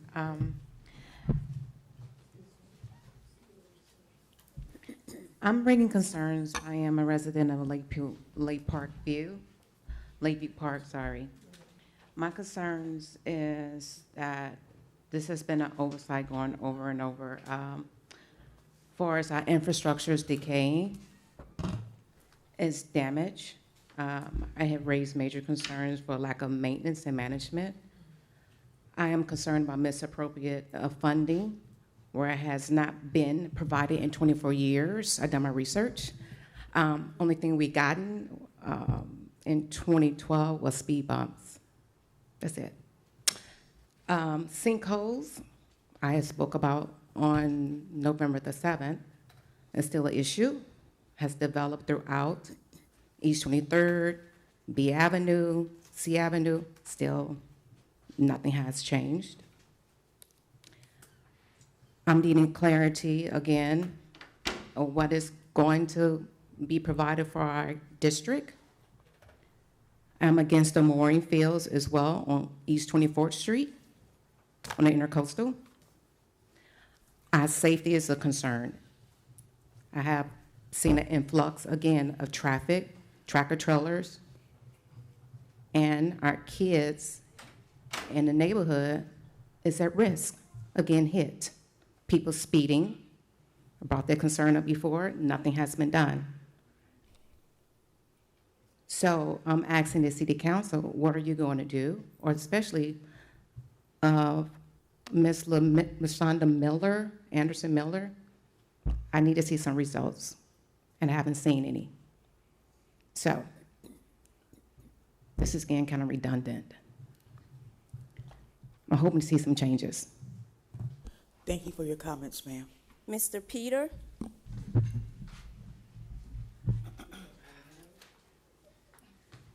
Good evening. I live in Riviera Beach, Singer Island. I'm a business owner, and I have a warehousing. I was really impressed this weekend by the I Do Beach tennis that happened on our beach.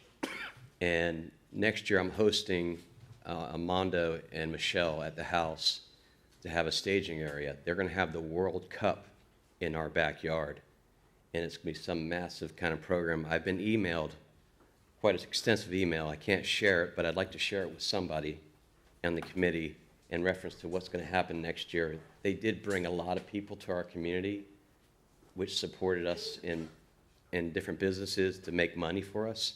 It's coming back next year. I was so impressed by it that I offered up the house to them to share it with them so they can have a committee and be having a staging area.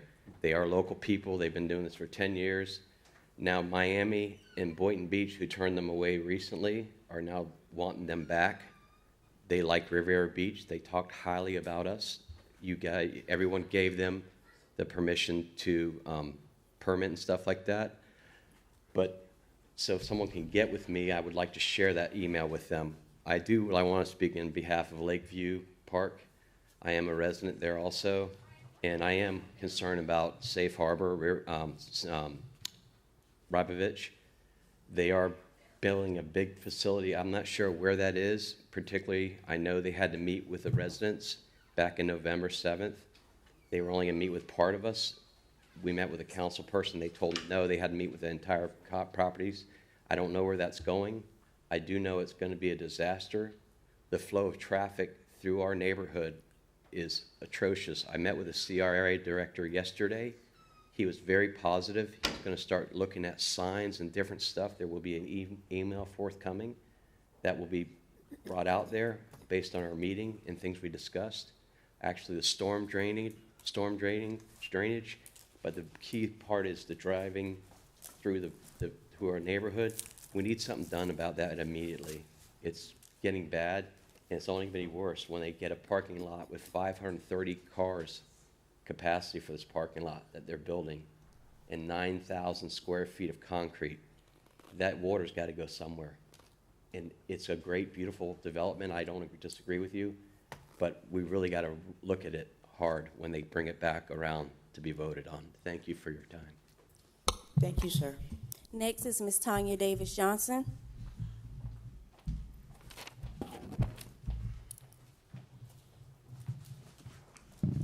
Season's greetings, Mr. Mayor, Madam Chair, Chair Pro Tem, and members of council. Tanya Davis Johnson, 834 West 10th Street, Riviera Beach. I'm returning to follow up on my previous request, and I have a few additional comments. I inquired at least about adding mature hedges along MLK between Avenue I and Avenue J to complete the landscaping created by the work that was done by FDOT. The wall in this space is discolored. Additionally, I'd like to know if there is a schedule that has been put in place for pressure cleaning of the wall, and is there an expected date to add the hedges to complete the uniformity of design? Following up on the unofficial truck stop along Garden Road, and has there been any enforcement by the Riviera Beach PD? It appears that more trucks are parking, and the parking is facing both north and south with other vehicles parking and joining those drivers. Again, I bring the matter up for several reasons. It's an eyesore to the community to the east of Garden Road, and it's a matter of safety for the surrounding school as well as other drivers. Is there an update to be shared regarding this matter? New item, illegal dumping in the city of Riviera Beach, specifically on 10th Street. I utilized the portal to complete a service request and make a complaint about tires that were left on a property. I was quite surprised. I'm happy to report that I did get a response. However, I was quite surprised and deeply concerned that in the response to me, it indicated that the property owner would be billed for the removal of those tires by the city. That is absolutely ridiculous. How are you going to place a fine on me as a property owner for property or items that were illegally dumped? I'm concerned that taxpayers are held responsible for illegal dumping and would like to know if the city has plans to further investigate the matter. The removal of signs throughout the city placed by the city. Is there a schedule for the pickup of signage? If not, staff may want to put a schedule in place and make sure that the city is not contributing to the blight of our community. Several years ago, there was a discussion by the current chair and previous council to implement a service charge to candidates wanting to place campaign signs throughout the city. Is it possible to revisit that conversation because signs are left for an inordinate amount of time, contributing to the blight. Concrete monikers were placed throughout the city to identify communities. Oddly enough, there was no lighting placed at those monikers. I'm asking the city manager to address the possibility of placing solar lighting for easy recognition in the communities. Thank you for your time and attention, and from my family to yours, we extend to you happy holidays and best wishes as you continue to lead and govern. Thank you for your comments, ma'am. Thanks, Madam Chair. We have a unique situation here. We have one person that put in 12 cards for 12 different issues, so we're going to let him speak to 3 minutes, and then we'll try to get some contact information for the staff to follow up on the different issues. Okay. So that's going to be the voters. I don't have a name, but the address is Paul? Come on. I think I'm entitled to speak on all issues, and each issue I will restrict to 3 minutes. I have 14 different issues to discuss with the dais. I've been trying to get some resolution to problems that I can't seem to solve. Sir, come up to the mic. We'll give you 3 minutes, and you're going to have to get your questions in those 3 minutes. I could give you one item of the 14 in 3 minutes. That's fine. You can do all 14 in 3 minutes. But I believe under my rights of your charter, I'm allowed to speak on different topics for 3 minutes each. No, sir. You have 3 minutes. On all topics? On all topics. Well, I could have talked earlier, which would have given me more than... Well, then you should have put a card in for those items, sir. The items that I want to speak about were not discussed tonight. Well, you have 3 minutes during public comments, sir. Okay, start your clock. All right, very good. Start the clock over. Okay, best place to live, work, and play? Thank you, sir. I don't think so. I put in a building permit November 2nd. This building permit was encouraged by your code enforcement department. I put that building permit in. I never heard a peep out of your building department for a month. Only upon my encouragement to have the problem resolved and the permit issued did it start to move through the departments. It took 7 weeks up till now. I still don't have that building permit, which is for the most simplest item of all the building construction projects there could be, a slab to park a car. I don't think that your building department is encouraging us to live, work, and play in the best city in Riviera Beach. And just to sum up, because I got 2 minutes left, I want the police chief to hear this.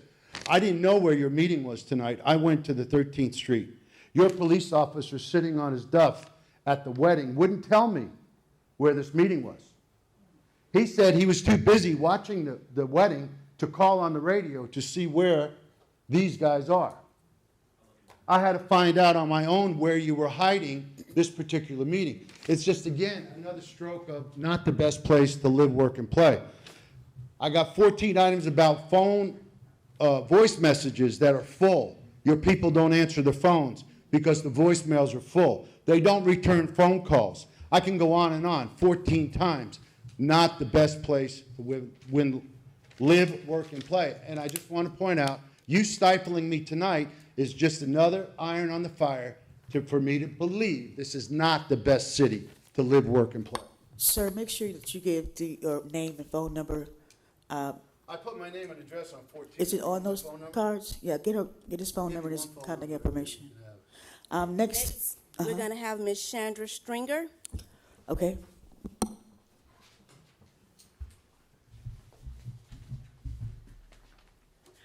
Good evening and happy Thursday. That's who they was asking about at the wedding. And that's where I came from. I'm going back to celebrate with my family. Happy holidays. I am Chandra Stringer. And I, too, did not know that the meeting had been changed. Someone had actually texted me, but I'm going to be real quick.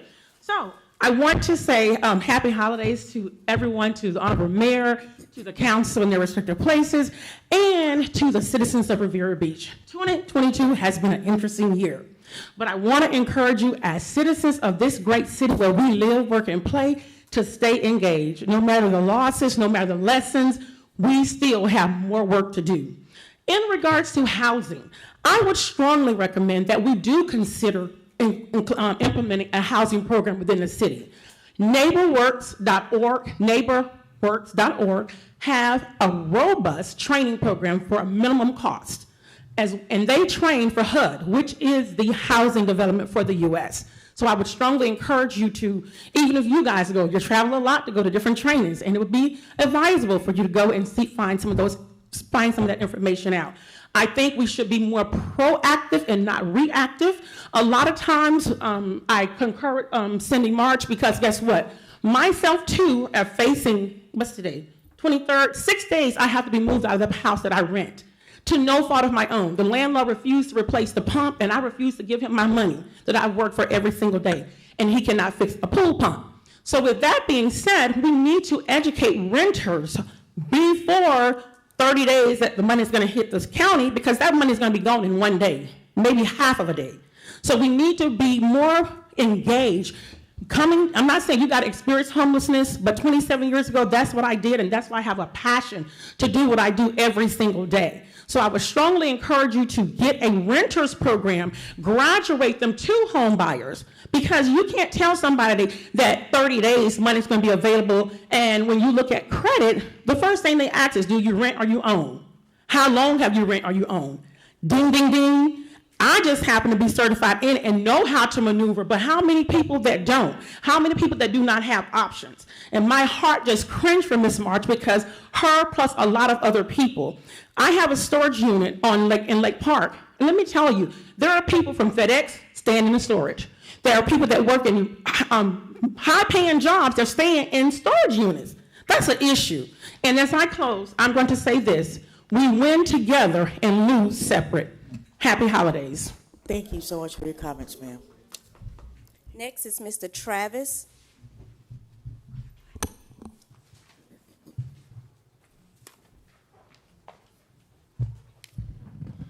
Good evening, Merry Christmas, Happy Holidays. My name is Travis Bethea. I live at 37 East 24th Street. I moved to Riviera Beach 2004. Makes me 18 years residence. This is my home. I was a first-time home buyer when I came here. I raised a son and I have a wife. This is where we reside, and that's where we want to live. I'm going to start with the safety issues with Lakeview Shores.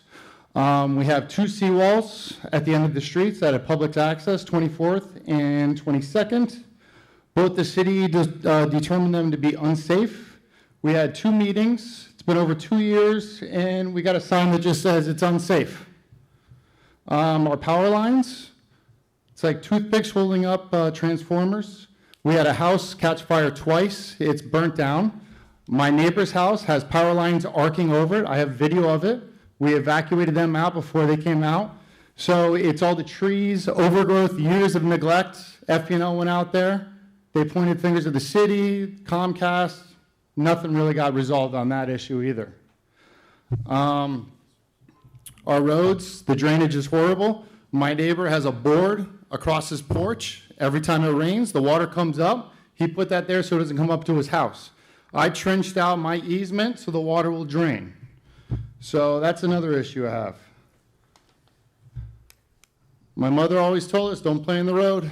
It's our only options here. We don't have sidewalks. I take my son out. I'm always looking over my shoulder, making sure there's no cars coming behind us. I don't let him ride a bike. The roads in and out of our neighborhood, we are 100% surrounded by commercial properties. That means you have customers of the businesses, you have trucks parked blocking the road, and forklifts will cut you off at any moment. My wife almost got hit one day by them. I did ask the city manager one day outside of his office if we could have a meeting about these issues, and he told me in 2 years there's some kind of assessment they're doing on the city. So we have to live in these conditions for that. Our access to Broadway on 22nd Street to turn south is at a traffic light that's now going to be surrendered to Rybovich. So now we have to share that light with everyone else or lose access, which is unacceptable. That's where our fire trucks come through. What else did I want to talk about? So I felt like neglect and abuse in the neighborhood. The residents, we need a plan for a traffic light for our neighborhood signs like everyone else had got, with sidewalks, buried power lines, curbs, roads for the drainage, fix the seawalls. And I did mention abuse. There's a house on 21st Street. That was a 2-story house the resident didn't want to sell. They backed dumpsters up to his house until the guy sold and left. That is definitely abuse. Thank you so much, sir, for your comments. Next is Brandy. Davis. Thank you.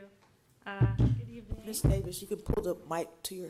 Yeah, I don't think I'm going to be able to project as much as some of these people, but I will try. So I am also a resident homeowner at Lakeview Park and very unhappy with the conditions in that neighborhood. That neighborhood is surrounded, like we say, by commercial property, and there's these rumors about this mooring field. I don't know if it's happening. I don't know if it's not. I'd love to get some information about that. But the concern is you've got Rybovich and Safe Harbor, then I think you're going to have your new city hall right there at the Broadway corridor on 23rd Street, and then you're going to have some development there on Blue Heron, and that's going to increase the traffic that's already at a breaking point coming through, cut-through traffic of our neighborhood, which is putting us at danger because the roads are not very wide and there's no sidewalks.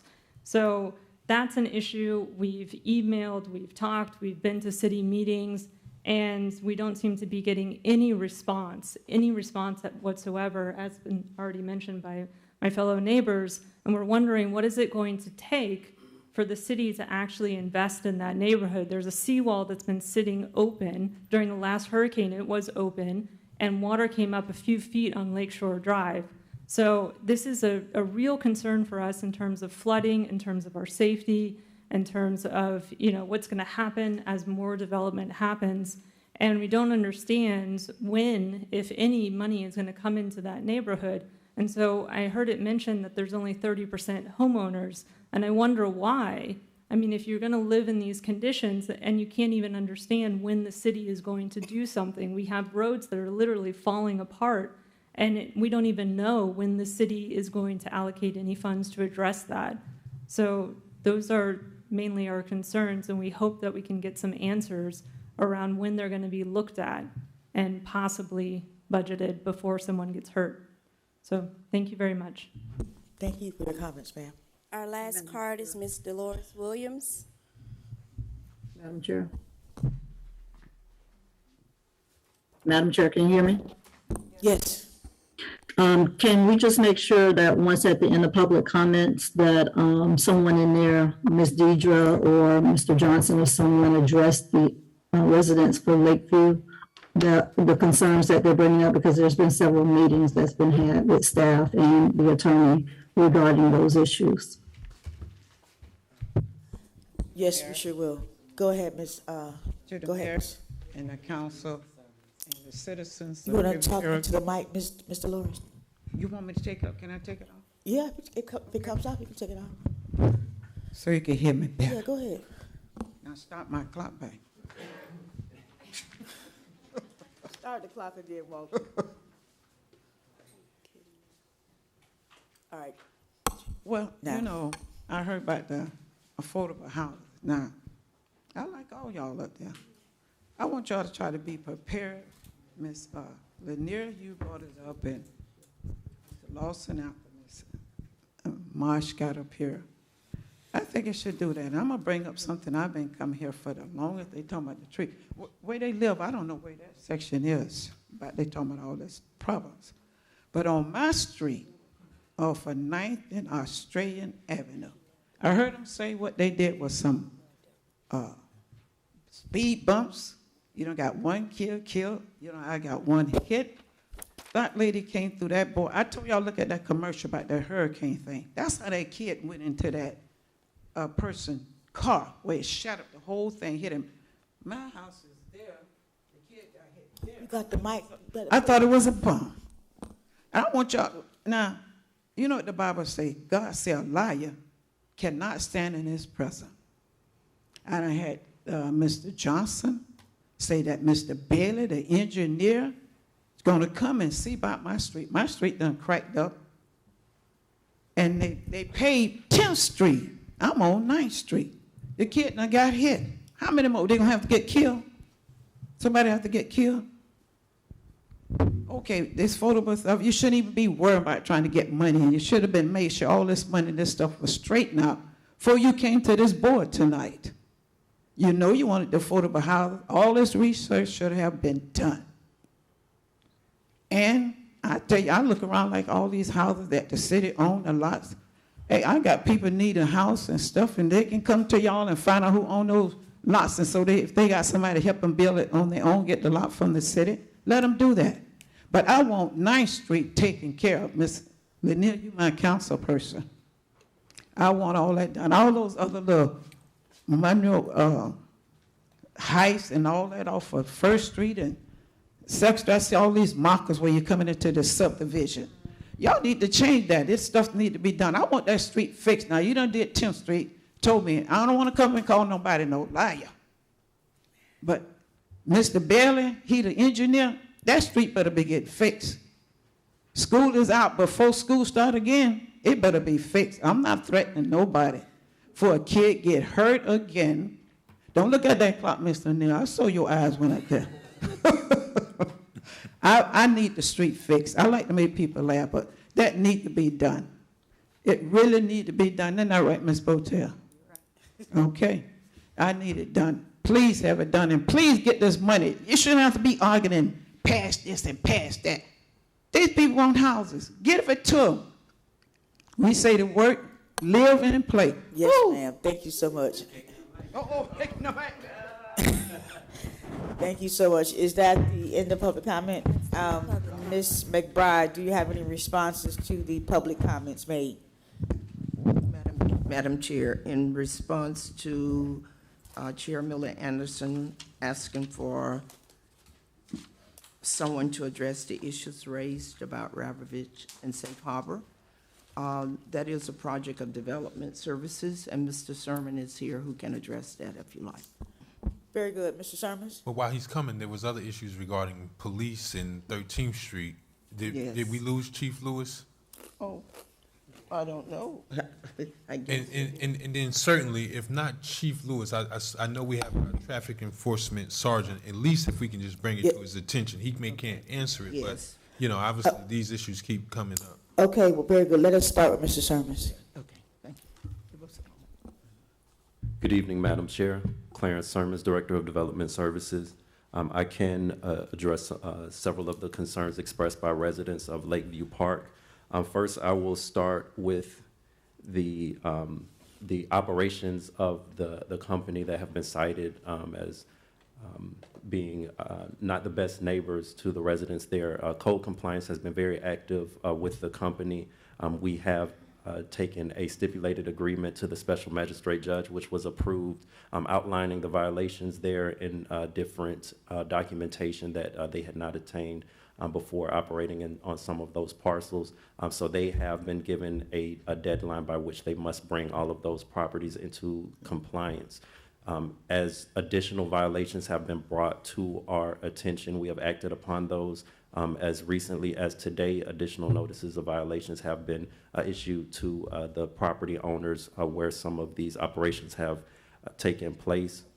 Those violations will be expedited to the special magistrate judge because some of them are repeat offenses. So we are very mindful and taking action on some of the things that are being reported, and that staff is observing around the Lakeview Park neighborhood. As far as the proposals of the company for their site plan, zone change, and abandonment applications that have already been turned into the city, they are under review.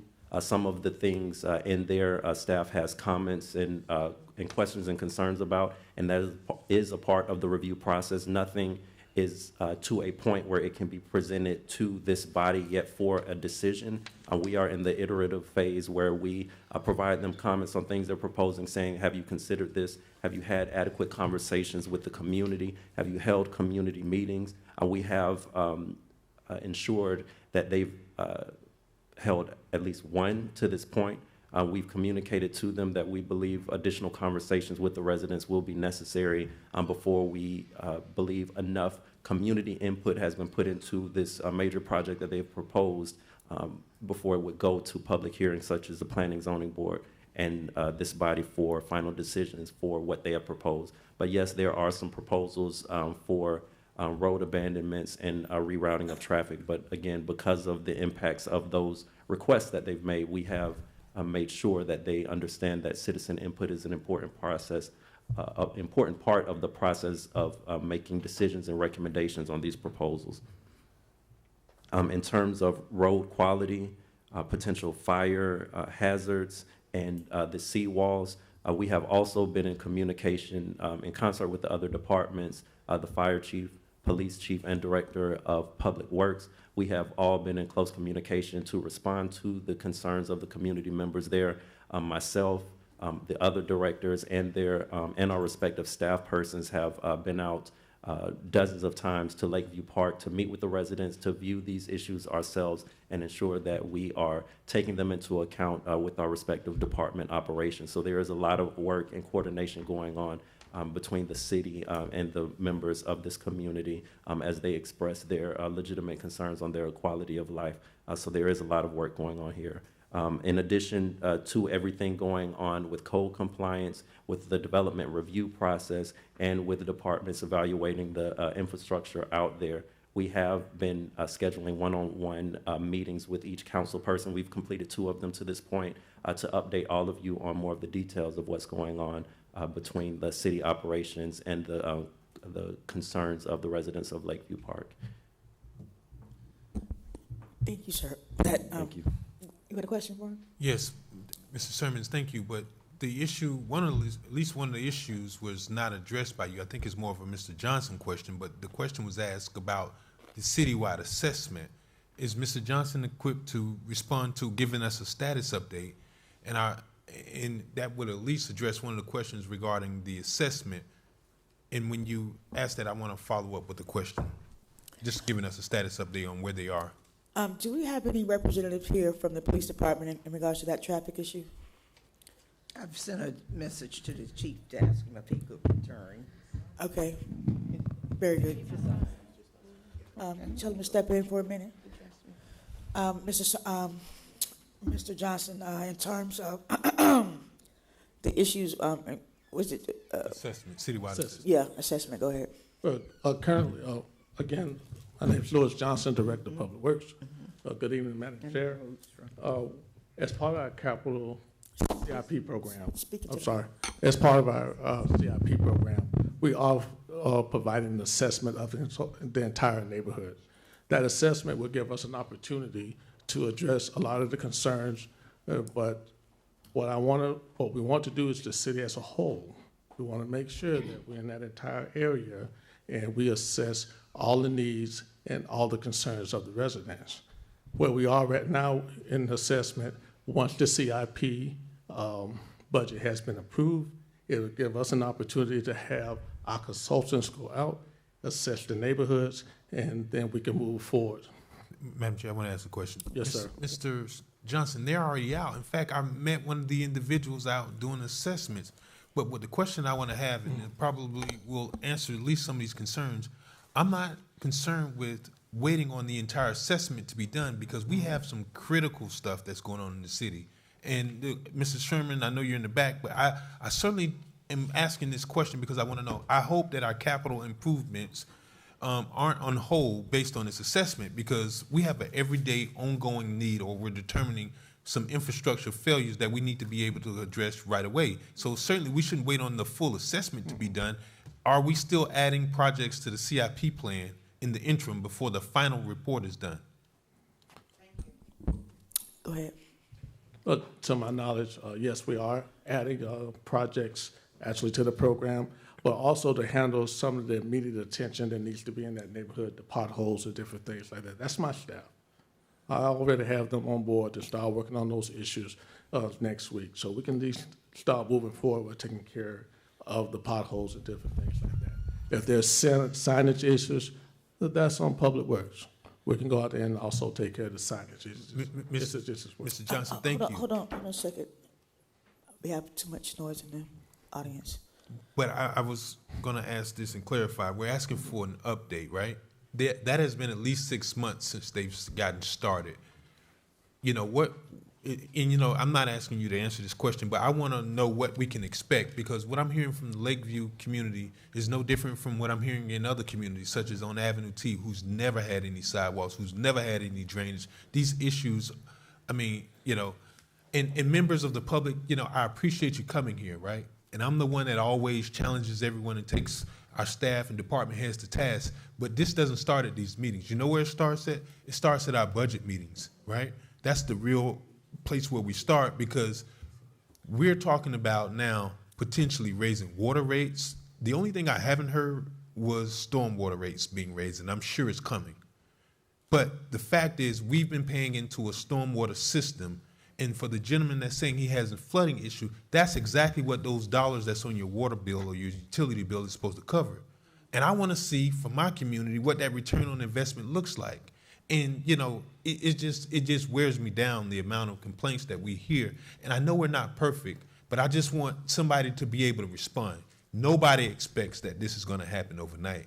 But I think having a communication where we can say, obviously, this is something that is a priority, and absent of having a complete assessment, we as staff can go out and see, like you guys did on West 30th Street in the 1600 block. There was so many potholes, you could play checkerboard down there, and I could not believe it. And it at least looks presentable until we can come in with a more definitive plan to put some stormwater drains, because water sits on the asphalt, as you know, Mr. Johnson. It doesn't go anywhere. It begins to deteriorate the asphalt. And I think we need to be a little more proactive with communicating this to the community. And obviously, this is a monumental task. That's why I concern myself with the staffing. But certainly, a little communication goes a long ways, because I think just the concern Ms. Johnson brought up about the tires, I literally seen that the first day, and I took a picture in your department, and development services was on it.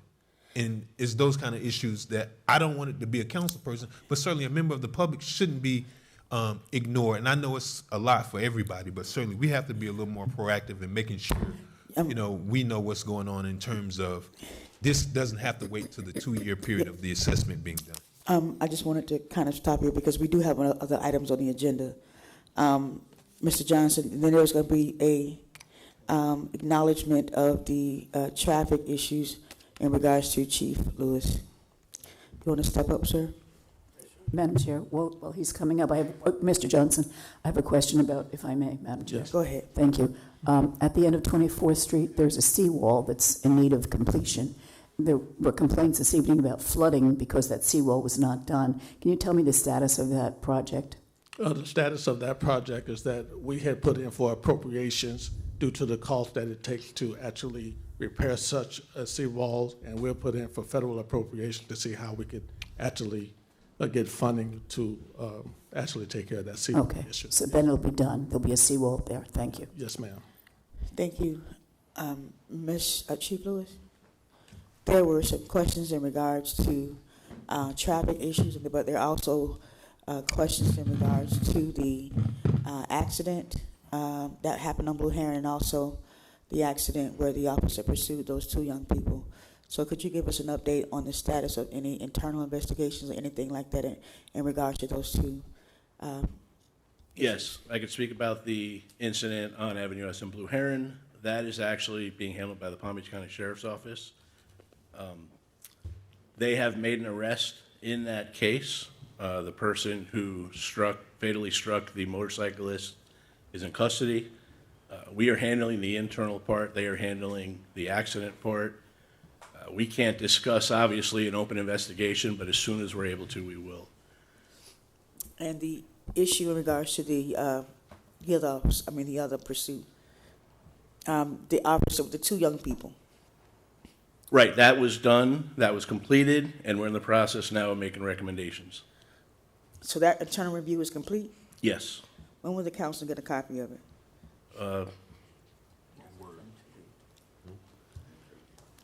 We need to know. Yeah, it hasn't gone to the manager's office yet. It's done on the police department side. Give us a ballpark figure when you think we can see that. Maybe 30 days. Okay, very good. Regarding Lakeview, I've been dealing with Ms. Vergney, I think every day for the most part. And I think maybe 2 weeks ago, I was made aware of the traffic issues. Within that 2-week time period, we have installed a speed tracking device in that area. We call that a contractor, and we now have a speed measuring device out there, and every day we've been conducting traffic enforcement. There's actually 2 officers in here now that have participated in that. So Ms. Verdney has also stated that you've seen a lot more police presence out there, so we have not let this lie idle. We've addressed it immediately. We've been actively on it, and I think that there's been, I'd rather Ms. Verdney say if there's been progress, but I believe there is, and we'll continue to do so. Thank you. Thank you, Chief Lewis. Thank you. Miss. Another issue, Chief, that was brought up was the Garden Road and trucks. Oh, yes, I actually spoke to Ms. Johnson. Every single day we're out there, not just during the day and at night. We've towed so many tractor trailers from Garden Road that the tow yards are saying that they're full. So I think there's been over about 30 tractor trailers that have been towed over the last month and a half. So we're out there every single day, every single night addressing that. We actually conducted an operation. It's on our Facebook page. So if anyone wants to look at it, we've actively been engaged in that.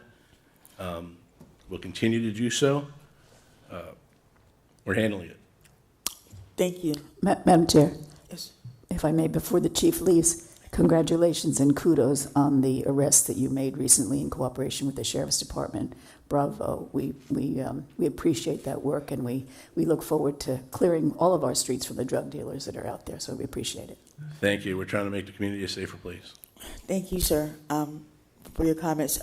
Ms. McBride, there were some other issues. You want to bring those issues, address some of those issues?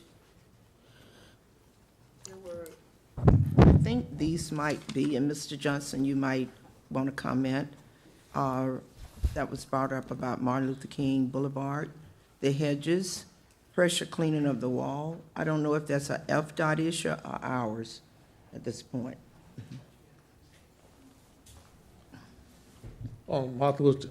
Good evening. On Martin Luther King Boulevard, there is a retaining wall there. And it had a lot of growth and a lot of different things on it. But what we ended up doing, Public Works, we did pressure clean the wall. But the thing about the wall itself, with the growth and the vegetation, it stained the wall. So we're trying to contract out to procure a contractor. That's how I work with procurement, to see how we can get a contractor to actually repaint the wall, because it's going to need it. As far as the aspect of the hedges, I've already worked with some landscapers to see what type of hedging we can actually put back and try to get that situation rectified. If everything works according to plan, we can at least have all this completed by the end of February of 2023, because it takes a little time to procure the contract and things like that. Thank you. Anything else, Ms. McBride? Yes, and Mr. Peter, regarding your request, regarding tenants on the beach, if you speak with me, I can give you the name of a city person you can speak with. All right. Okay. All right, thank you. Madam Chair, before Madam Mr. Johnson leaves. Hold on, people. Sorry. I'd like to add one thing as well. Also, 9th Street, we do have, the contractor is been brought on board for the first week of January to put in the speed humps that was requested by. Thank you. So that will be taking place as well. I would absolutely be getting with the engineer to see how we can formulate, how we can get that road actually paved. Thank you, sir. I would like ask all members to hold your comments into your section. Well, Madam Chair, the comments, not because if we have staff one is- more item left on the Not agenda. if staff is leaving. No, they can't leave. Okay. Let us go to the next item. There was one other issue brought up during public comments. The young man mentioned that he went to the marina for the meeting. I just want to clarify, there is a sign there at the marina. It has this location on there. It has a QR code for the meeting agenda, and it has my cell phone number, and we haven't gotten any calls. But there is a sign there, and it's been there since about 10 this morning. Okay, very good. Thank you. And it is published on our webpage. And it's published on the webpage. Ms. Tawana, go ahead and go to our next item. Madam Chair, Yes, sir. there were a couple concerns of residents. These aren't my comments. These were residents' issues that weren't addressed. It was illegal dumping by Ms. Tanya Davis Johnson and mooring fields by residents from Lakeview Shores. So I'm sorry, Lakeview Park. And those concerns were not of my comments, so I don't want to wait till the end of the meeting to have them addressed. I want them to have an opportunity to have their concerns answered like we do at every meeting. Their concerns will be addressed. It will be addressed, that none of the staff is left, and we can go ahead and dispatch of this last item so that we can get to these, to address those issues. Yeah, no, we're not. Madam Chair? No, we're not. Mr. What do you Sherman mean, is no, back you're not? there. Madam Mr. Chair. Sherman is back there. Hold on a second. Madam Chair. Hold on one second, sir. What are you saying, Ms. McBride? Nothing. Oh. I was waiting. Okay, go ahead, Mayor. Well, I know you say staff needs to stay here, but residents doesn't have to stay to the end of the meeting, so I think their questions should be answered. And I think they will be, they'll be answering it because it's gonna take us 10 minutes to dispatch, probably even less to dispatch of this item.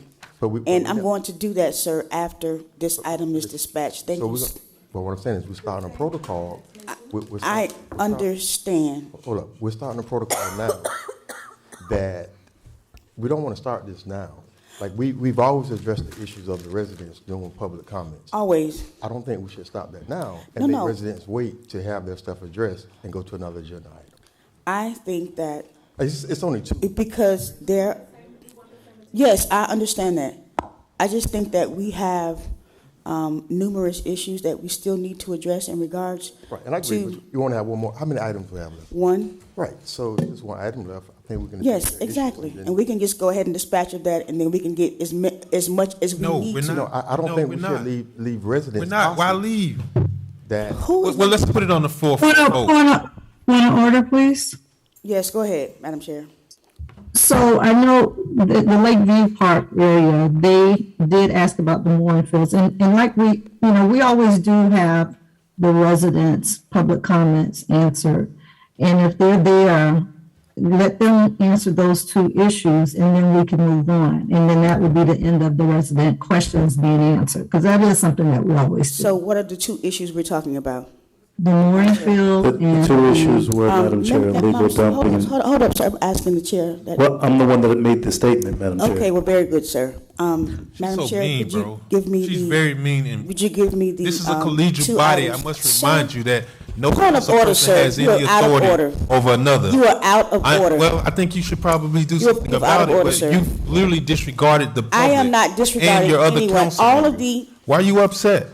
It's I am tis not the upset, season. sir. Tis the season. I do not like to be Neither do I. interrupted when I'm talking, and I am the chair of this meeting. But you tried to silence the people that I am came not and sat through this silencing anyone. meeting. Any The resident audacity. will tell you that I want to make sure that I hear all of their concerns. Well, you should probably Now, order me the chair arrested, just- like you guys did Sir, a arrest point in of the order, past. sir.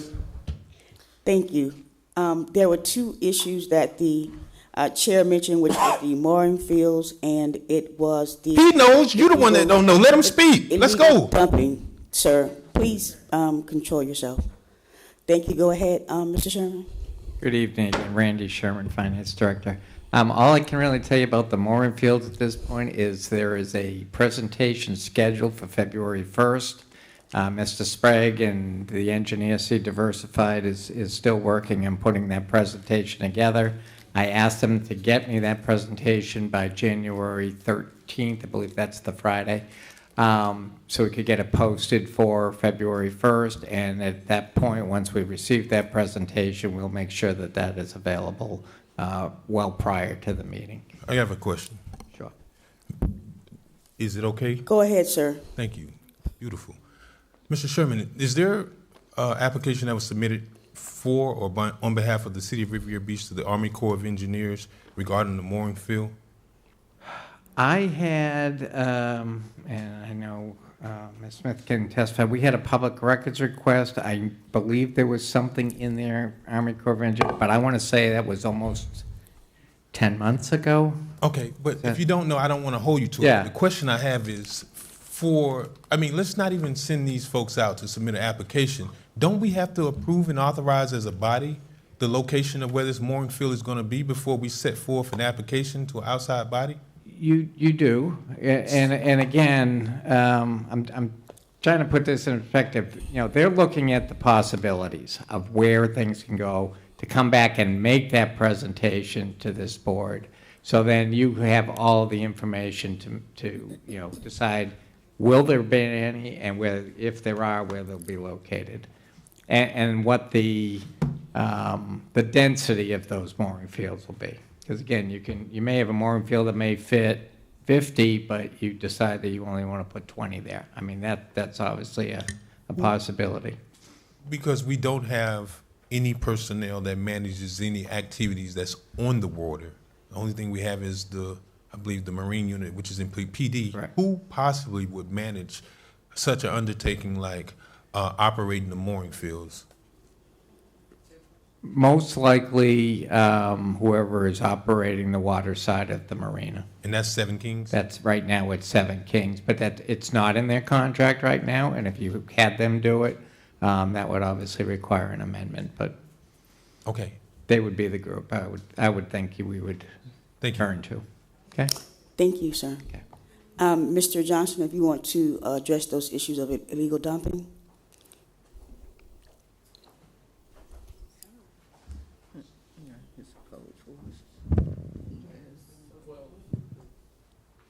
The way I heard the comment, it was about them being charged for illegal dumping. Am I correct on that? Yes. And that would be out of my wheelhouse with the aspect of the charging of illegal dumping. All right. Madam Chair, if I may? Yes, go ahead. Illegal dumping is a violation of state law, but also it would be a violation of our city code.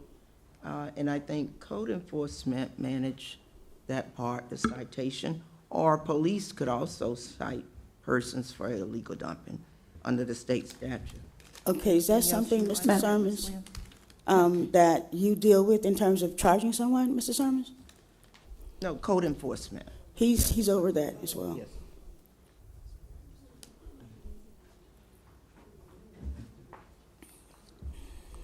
Yes, Madam Chair. During the code compliance process, if the city has to provide services to bring a property into compliance because the property owner has not done so, we will do it to rectify a situation and build the property. That could be for overgrowth of the grass. It could be to board up a abandoned home. But there are numerous situations in which the city takes care of a nuisance or safety issue, and the fees for that are billed to the property. Madam Chair. I think the question was that there was illegal dumping on their property, and the city charged them for the illegal dumping pickup. Right. We have to hold the property owner accountable for things that take place on their property. So there are situations where we've encouraged property owners to get fences and things like that to prevent or take steps to better monitor illegal dumping. But if it's not in the right of way on the city's property and it takes place on private property, we do have to go to the property owner about those types of maintenance things. Madam Chair. Yes, go ahead. So a property owner is responsible if somebody else dumps tires on their property. If they report that to code compliance, for example, isn't it, I mean, it doesn't seem fair if somebody owns a piece of property and somebody else dumps stuff on it, that they have to be responsible for moving it when it wasn't, I mean. What I can do is look into this specific situations, but in most cases, this takes place on abandoned property, vacant properties. And when someone occupies and is a regular presence at the property, these issues tend to not take place. But if it's vacant, these are reasons we don't want vacant and underdeveloped properties, so people don't take advantage of those sites for illegal dumping. Yeah, okay. Madam Chair?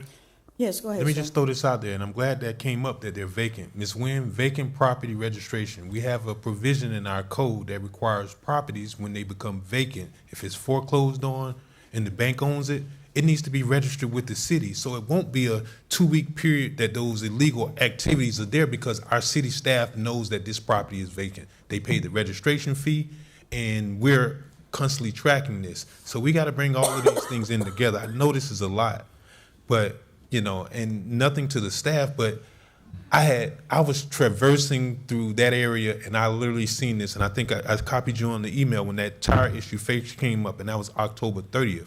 And I knew that property was vacant and it was boarded up, but people do those kind of things. And I think if we knew as a city that we had a vacant property, it would have been registered in our database. So that's something that's already in code enforcement's radar and on their dashboard and PDs. So if someone sees someone on a piece of property that we have in our records that should be vacant, they can immediately address that.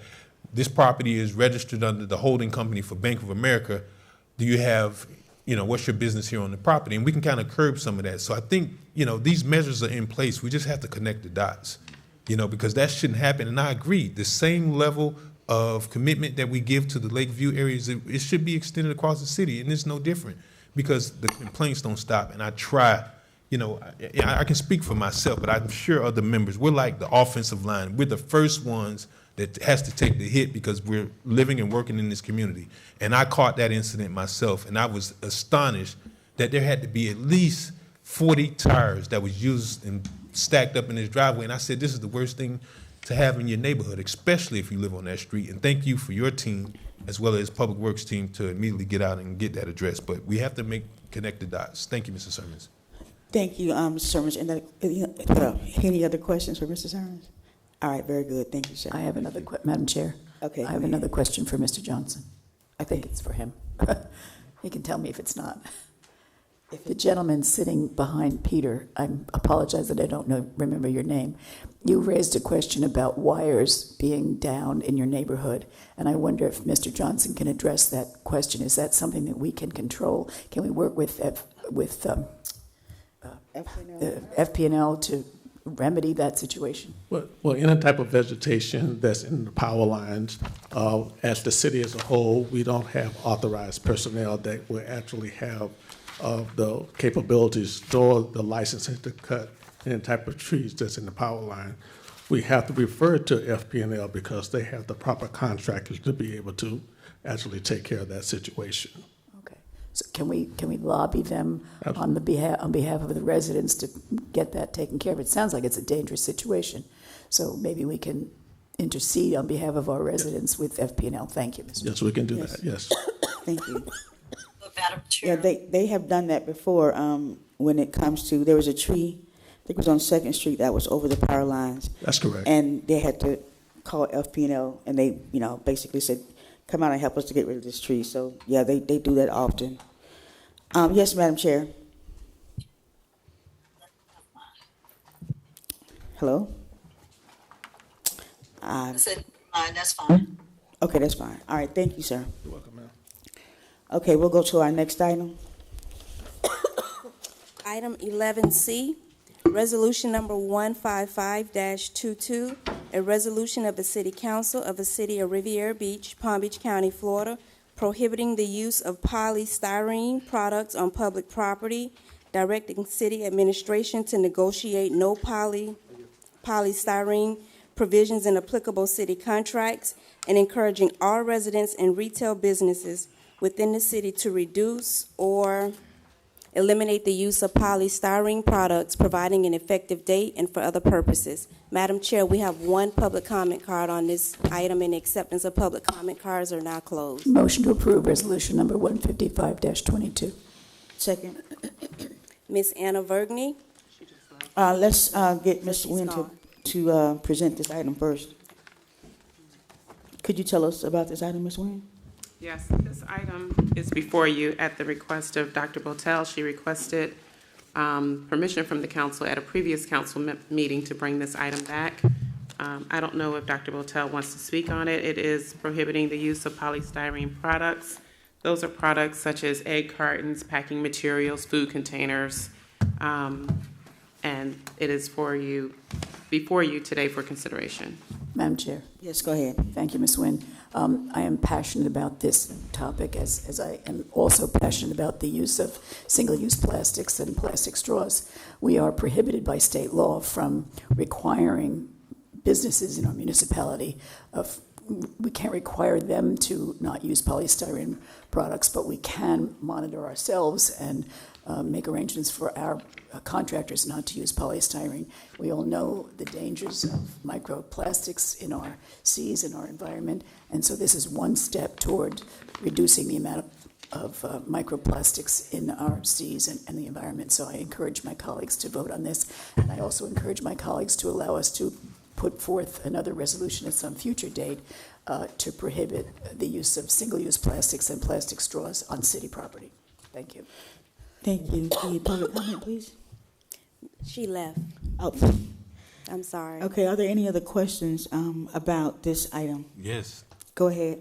Can you re-clarify that you say you're going to bring a resolution that prevents the use of single-use plastics on city property? Can you elaborate? Rather, the same, with basically the same wording that would prohibit the use of single-use plastics on public property and make provisions for city contracts and encouraging residents and retail businesses within the city. So basically the same language, but that's at some future date. So if my son has a Capri Sun made Capri out of, Suns are typically not plastic bottles. yeah, but the straw is made of the polystyrene, and that wouldn't be permitted? Is that what I'm hearing you suggest? Well, we're not talking about that tonight in any case. Oh, okay. Well, great. So I was going to ask this question of Mr. Blankenship.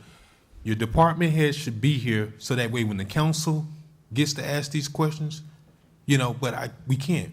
I know we have a commissary or a concessions department over at Barracuda Bay.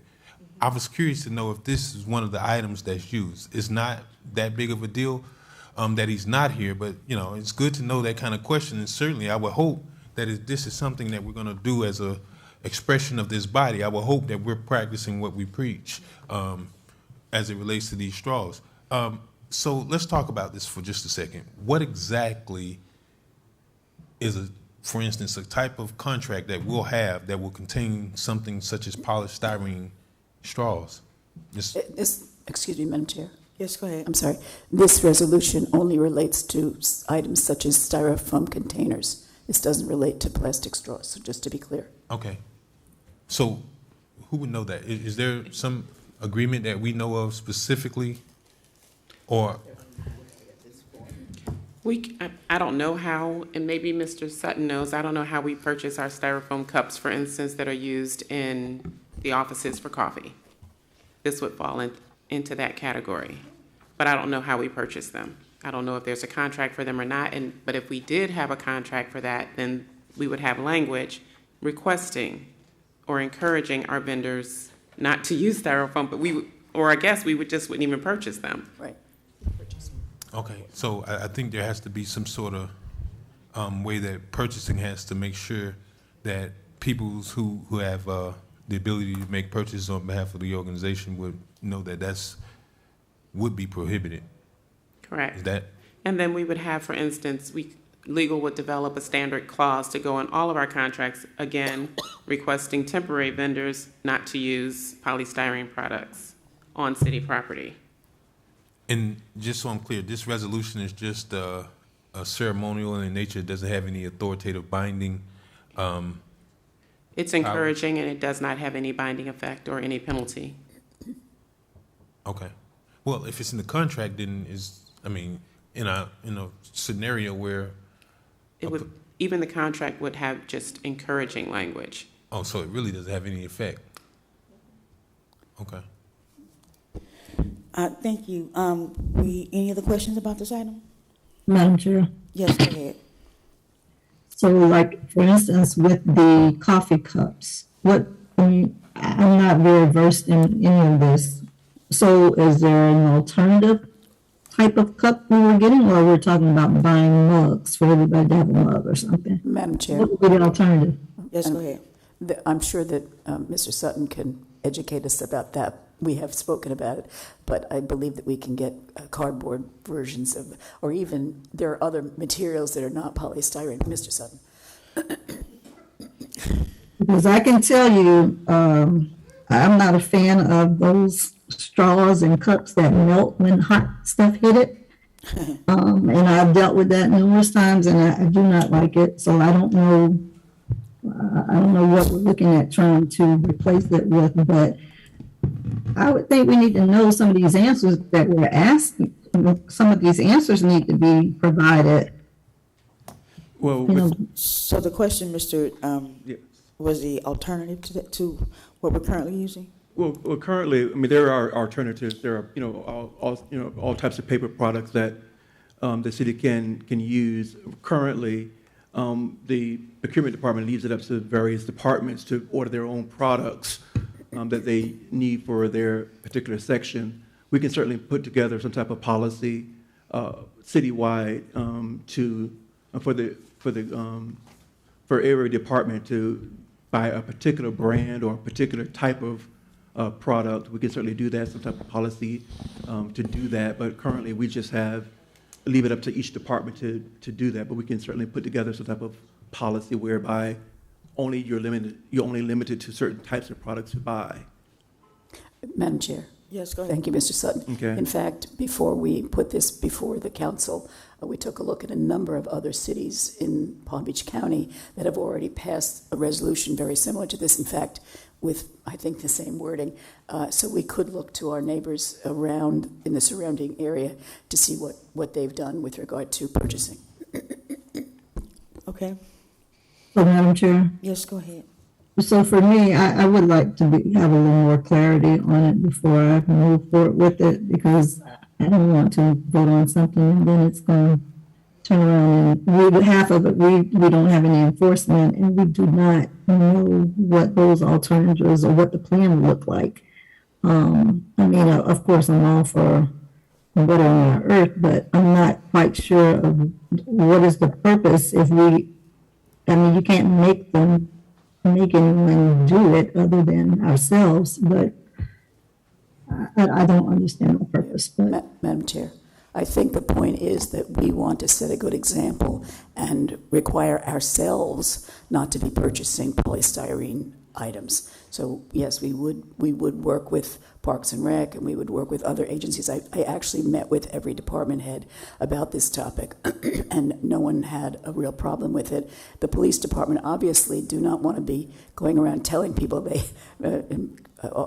Chief Lewis made that clear, that there was not going to be,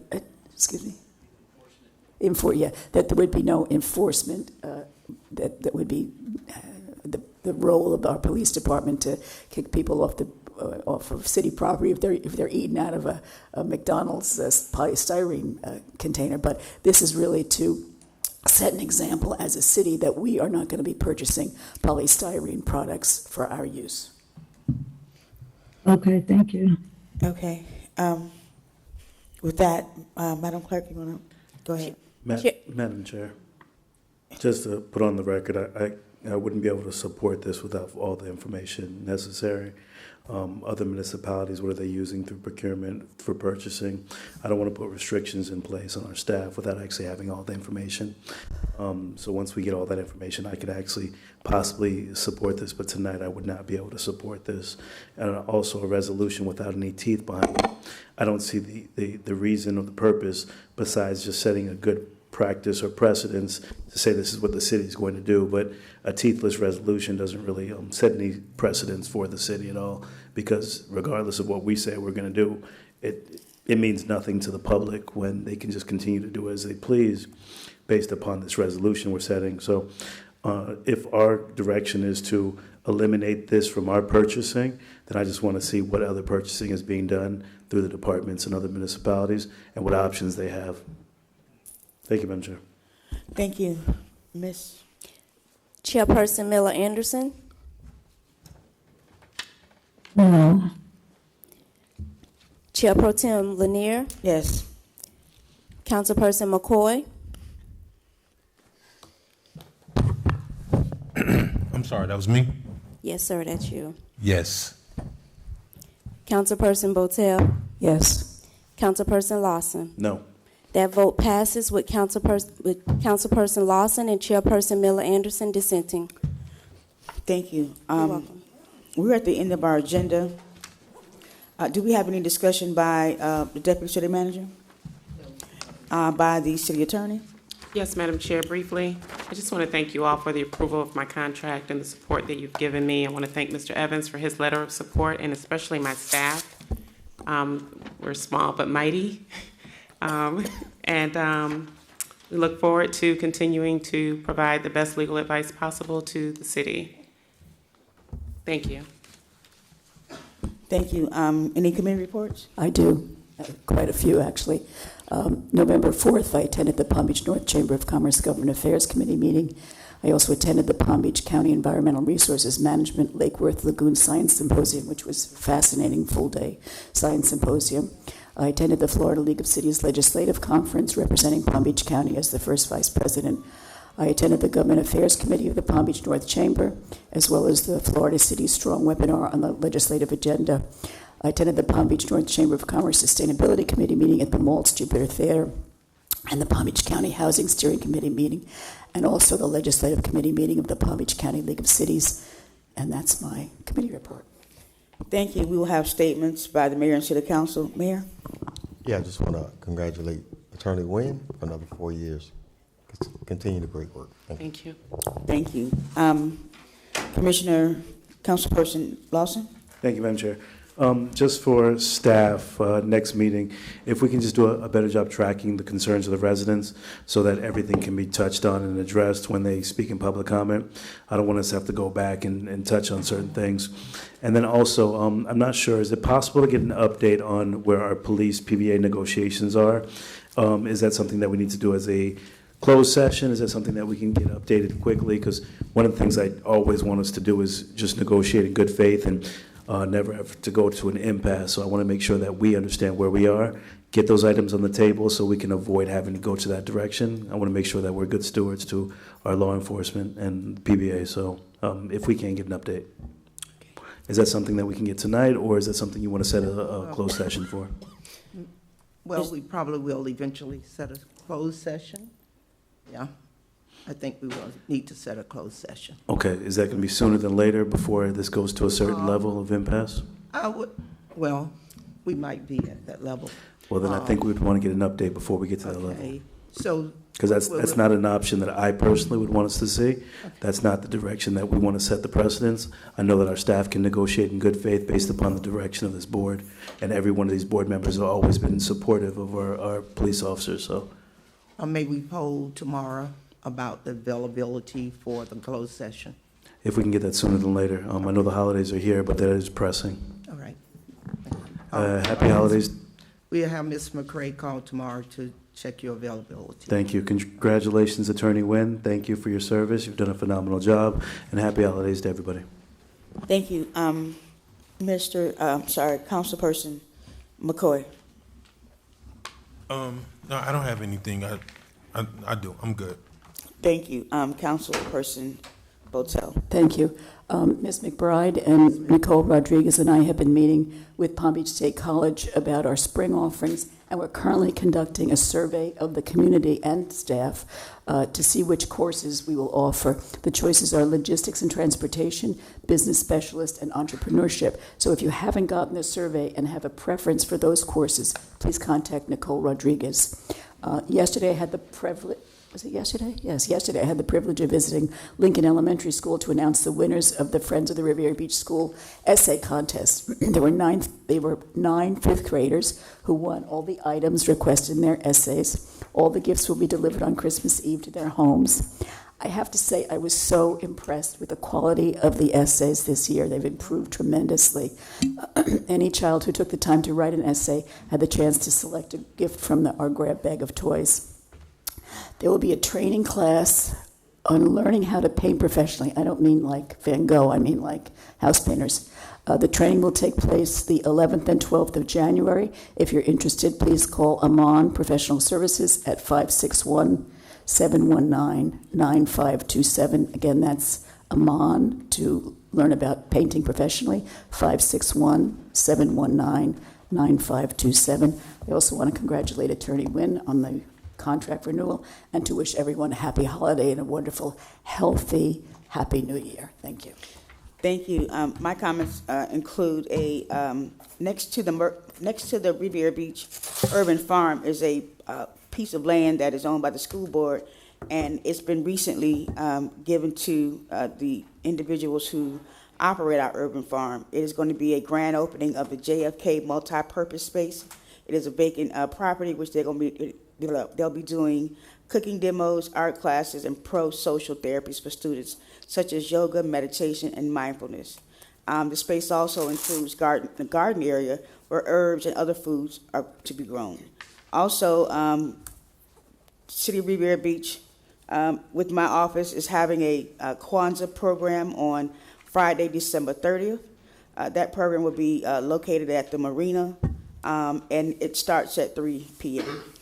It is a program that will boast live storytelling, poetry, art, dancers, vendors, and more. We will have people there who are very invested in making sure that people understand what Kwanzaa is.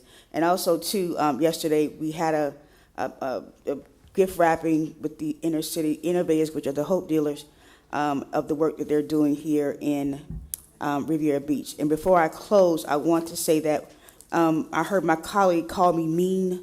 You know, anytime a woman, especially a black woman, stands up for what they believe in, stands up for not being talked down to, not someone trying to, tell them what to do. And there's a way that you can talk with people. There's a way that you can ask questions. And I just want to be clear that the label that is given to women, and especially black women, is something that, we have to live with in terms of how we're being treated by the other sex. With that being said, happy holidays and happy Kwanzaa. Madam Chair. Oh, I'm sorry, Kashamba. It requires a motion. I'm sorry, Kashamba. Go ahead. Well, I definitely want to say congratulations to Ms. Nguyen and look forward to continue to work with you. And happy holidays to everyone. I know that I have obviously been missed there on the council by all of my colleagues. I do know that I've been in the hospital a couple of times over the last month and a half. And I hope that January 2023 will be a better year for me, so that I can be there. I definitely miss you guys so much. I can't see you. The camera is off because they're having internet trouble there with you all. But I miss you guys and hope to see you all in January. And happy holidays to all the residents and our staff. Thank you so much. Motion to adjourn. Second. Go ahead. Motion approved. Mr. Sherman.